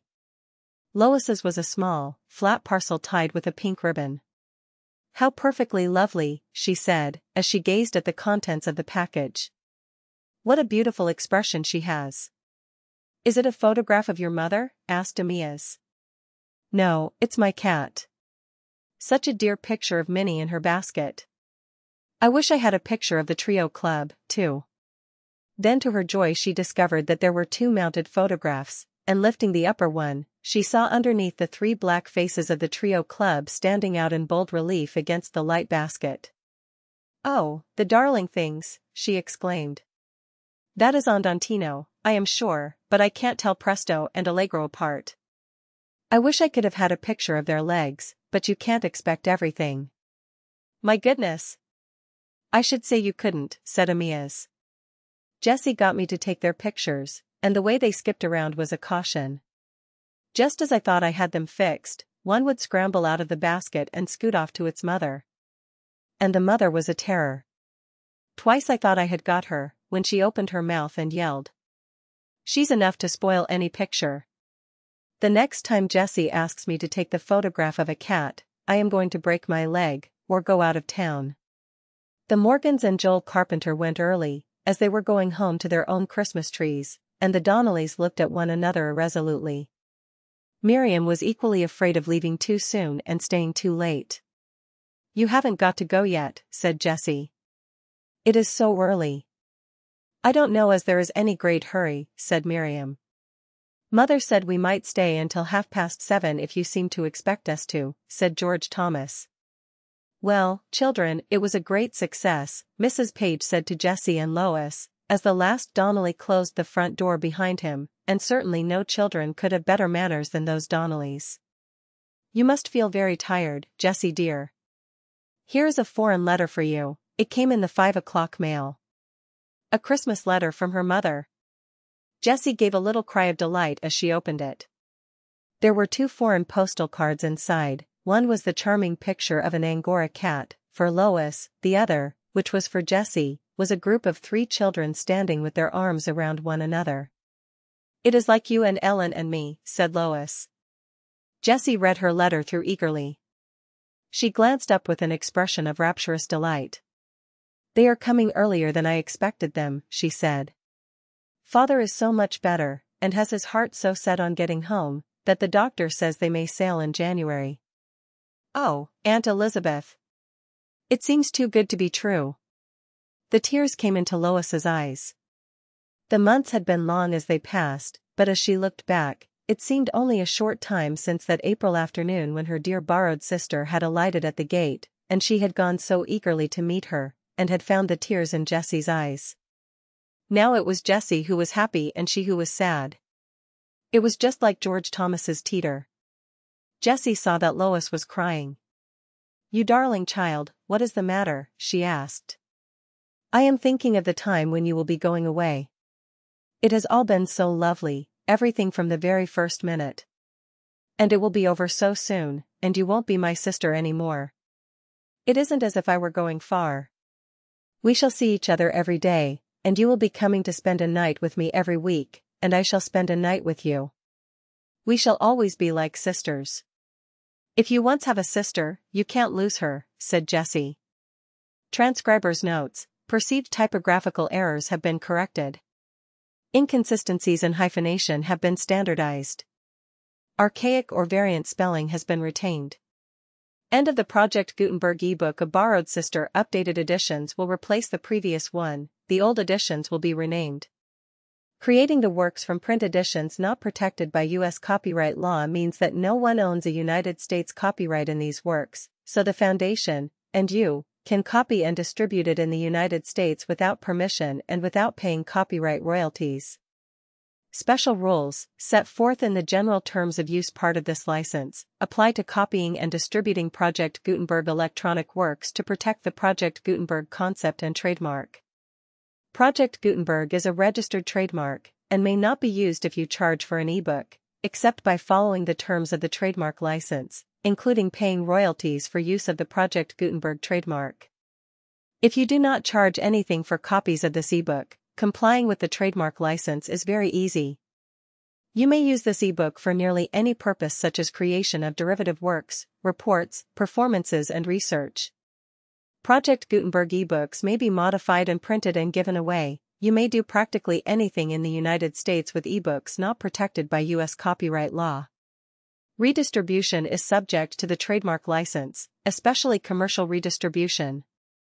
Start. Full license. The full Project Gutenberg license. Please read this before you distribute or use this work to protect the Project Gutenberg mission of promoting the free distribution of electronic works, by using or distributing this work, or any other work associated in any way with the phrase Project Gutenberg. You agree to comply with all the terms of the full Project Gutenberg license available with this file or online at www.gutenberg.org/license. Section 1.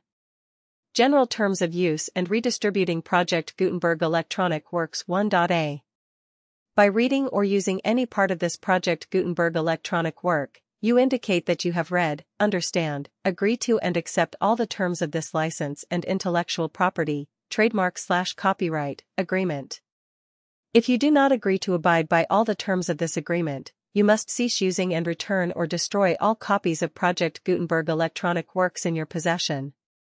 If you paid a fee for obtaining a copy of or access to a Project Gutenberg electronic work and you do not agree to be bound by the terms of this agreement, you may obtain a refund from the person or entity to whom you paid the fee as set forth in paragraph 1.e.8. 1.b. Project Gutenberg is a registered trademark. It may only be used on or associated in any way with an electronic work by people who agree to be bound by the terms of this agreement. There are a few things that you can do with most Project Gutenberg electronic works even without complying with the full terms of this agreement. See paragraph 1.c below. There are a lot of things you can do with Project Gutenberg electronic works if you follow the terms of this agreement and help preserve free future access to Project Gutenberg electronic works. See paragraph 1.e below. 1.c. The Project Gutenberg Literary Archive Foundation, the Foundation or PGLAF, owns a compilation copyright in the collection of Project Gutenberg electronic works. Nearly all the individual works in the collection are in the public domain in the United States. If an individual work is unprotected by copyright law in the United States and you are located in the United States, we do not claim a right to prevent you from copying, distributing, performing, displaying or creating derivative works based on the work as long as all references to Project Gutenberg are removed. Of course, we hope that you will support the Project Gutenberg mission of promoting free access to electronic works by freely sharing Project Gutenberg works in compliance with the terms of this agreement for keeping the Project Gutenberg name associated with the work. You can easily comply with the terms of this agreement by keeping this work in the same format with its attached full Project Gutenberg license when you share it without charge with others. 1.d. The copyright laws of the place where you are located also govern what you can do with this work. Copyright laws in most countries are in a constant state of change. If you are outside the United States, check the laws of your country in addition to the terms of this agreement before downloading, copying, displaying, performing, distributing or creating derivative works based on this work or any other Project Gutenberg work. The Foundation makes no representations concerning the copyright status of any work in any country other than the United States. 1.e. Unless you have removed all references to Project Gutenberg, 1.e.1.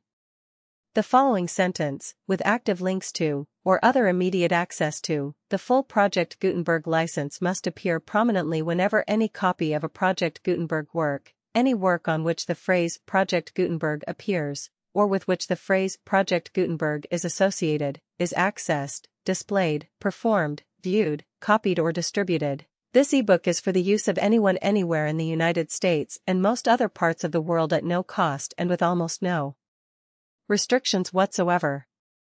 You may copy it, give it away or reuse it under the terms of the Project Gutenberg license included with this ebook or online at www.gutenberg.org. If you are not located in the United States, you will have to check the laws of the country where you are located before using this ebook. 1.2. If an individual Project Gutenberg electronic work is derived from texts not protected by U.S. copyright law, does not contain a notice indicating that it is posted with permission of the copyright holder, the work can be copied and distributed to anyone in the United States without paying any fees or charges. If you are redistributing or providing access to a work with the phrase Project Gutenberg associated with or appearing on the work, you must comply either with the requirements of paragraphs 1.1 through 1.7 or obtain permission for the use of the work and the Project Gutenberg trademark as set forth in paragraphs 1.8 or 1.9. 1.3. If an individual Project Gutenberg electronic work is posted with the permission of the copyright holder, your use and distribution must comply with both paragraphs 1.1 through 1.7 and any additional terms imposed by the copyright holder. Additional terms will be linked to the Project Gutenberg license for all works posted with the permission of the copyright holder found at the beginning of this work. 1.4. Do not unlink or detach or remove the full Project Gutenberg license terms from this work, or any files containing a part of this work or any other work associated with Project Gutenberg. 1.5. Do not copy, display, perform, distribute or redistribute this electronic work, or any part of this electronic work, without prominently displaying the sentence set forth in paragraph 1.1 with active links or immediate access to the full terms of the Project Gutenberg license. 1.6. You may convert to and distribute this work in any binary, compressed, marked up, non-proprietary or proprietary form, including any word processing or hypertext form. However, if you provide access to or distribute copies of a Project Gutenberg work in a format other than plain vanilla ASCII or other format used in the official version posted on the official Project Gutenberg website, www.gutenberg.org, you must, at no additional cost, fee or expense to the user, provide a copy, a means of exporting a copy, or a means of obtaining a copy upon request, of the work in its original plain vanilla ASCII or other form. Any alternate format must include the full Project Gutenberg license as specified in paragraph 1.1. 1.7. Do not charge a fee for access to, viewing, displaying, performing, copying or distributing any Project Gutenberg works unless you comply with paragraph 1.8 or 1.9. 1.8. You may charge a reasonable fee for copies of or providing access to or distributing Project Gutenberg electronic works provided that you pay a royalty fee of 20% of the gross profits you derive from the use of Project Gutenberg works calculated using the method you already use to calculate your applicable taxes. The fee is owed to the owner of the Project Gutenberg trademark, but he has agreed to donate royalties under this paragraph to the Project Gutenberg Literary Archive Foundation. Royalty payments must be paid within 60 days following each date on which you prepare, or are legally required to prepare, your periodic tax returns. Royalty payments should be clearly marked as such and sent to the Project Gutenberg Literary Archive Foundation at the address specified in Section 4, Information about Donations to the Project Gutenberg Literary Archive Foundation. You provide a full refund of any money paid by a user who notifies you in writing, or by email, within 30 days of receipt that he does not agree to the terms of the full Project Gutenberg license. You must require such a user to return or destroy all copies of the works possessed in a physical medium and discontinue all use of and all access to other copies of Project Gutenberg works. You provide, in accordance with paragraph 1.f.3, a full refund of any money paid for a work or a replacement copy, if a defect in the electronic work is discovered and reported to you within 90 days of receipt of the work. You comply with all other terms of this agreement for free distribution of Project Gutenberg works. 1.9. If you wish to charge a fee or distribute a Project Gutenberg electronic work or group of works on different terms than are set forth in this agreement, you must obtain permission in writing from the Project Gutenberg Literary Archive Foundation, the manager of the Project Gutenberg trademark. Contact the Foundation as set forth in Section 3 below. 1.f 1.f.1 Project Gutenberg volunteers and employees expend considerable effort to identify, do copyright research on, transcribe and proofread works not protected by U.S. copyright law in creating the Project Gutenberg collection. Despite these efforts, Project Gutenberg electronic works, and the medium on which they may be stored, may contain defects, such as, but not limited to, incomplete, inaccurate or corrupt data, transcription errors, a copyright or other intellectual property infringement, a defective or damaged disk or other medium, a computer virus, or computer codes that damage or cannot be read by your equipment. 1.f.2 Limited warranty. Disclaimer of damages except for the right of replacement or refund described in paragraph 1.f.3, the Project Gutenberg Literary Archive Foundation, the owner of the Project Gutenberg trademark, and any other party distributing a Project Gutenberg electronic work under this agreement, disclaim all liability to you for damages, costs, and expenses, including legal fees. You agree that you have no remedies for negligence, strict liability, breach of warranty or breach of contract except those provided in paragraph 1.f.3. You agree that the Foundation, the trademark owner, and any distributor under this agreement will not be liable to you for actual, direct, indirect, consequential, punitive or incidental damages even if you give notice of the possibility of such damage. 1.f.3 Limited right of replacement or refund. If you discover a defect in this electronic work within 90 days of receiving it, you can receive a refund of the money, if any, you paid for it by sending a written explanation to the person you received the work from. If you received the work on a physical medium, you must return the medium with your written explanation. The person or entity that provided you with the defective work may elect to provide a replacement copy in lieu of a refund. If you received the work electronically, the person or entity providing it to you may choose to give you a second opportunity to receive the work electronically in lieu of a refund. If the second copy is also defective, you may demand a refund in writing without further opportunities to fix the problem.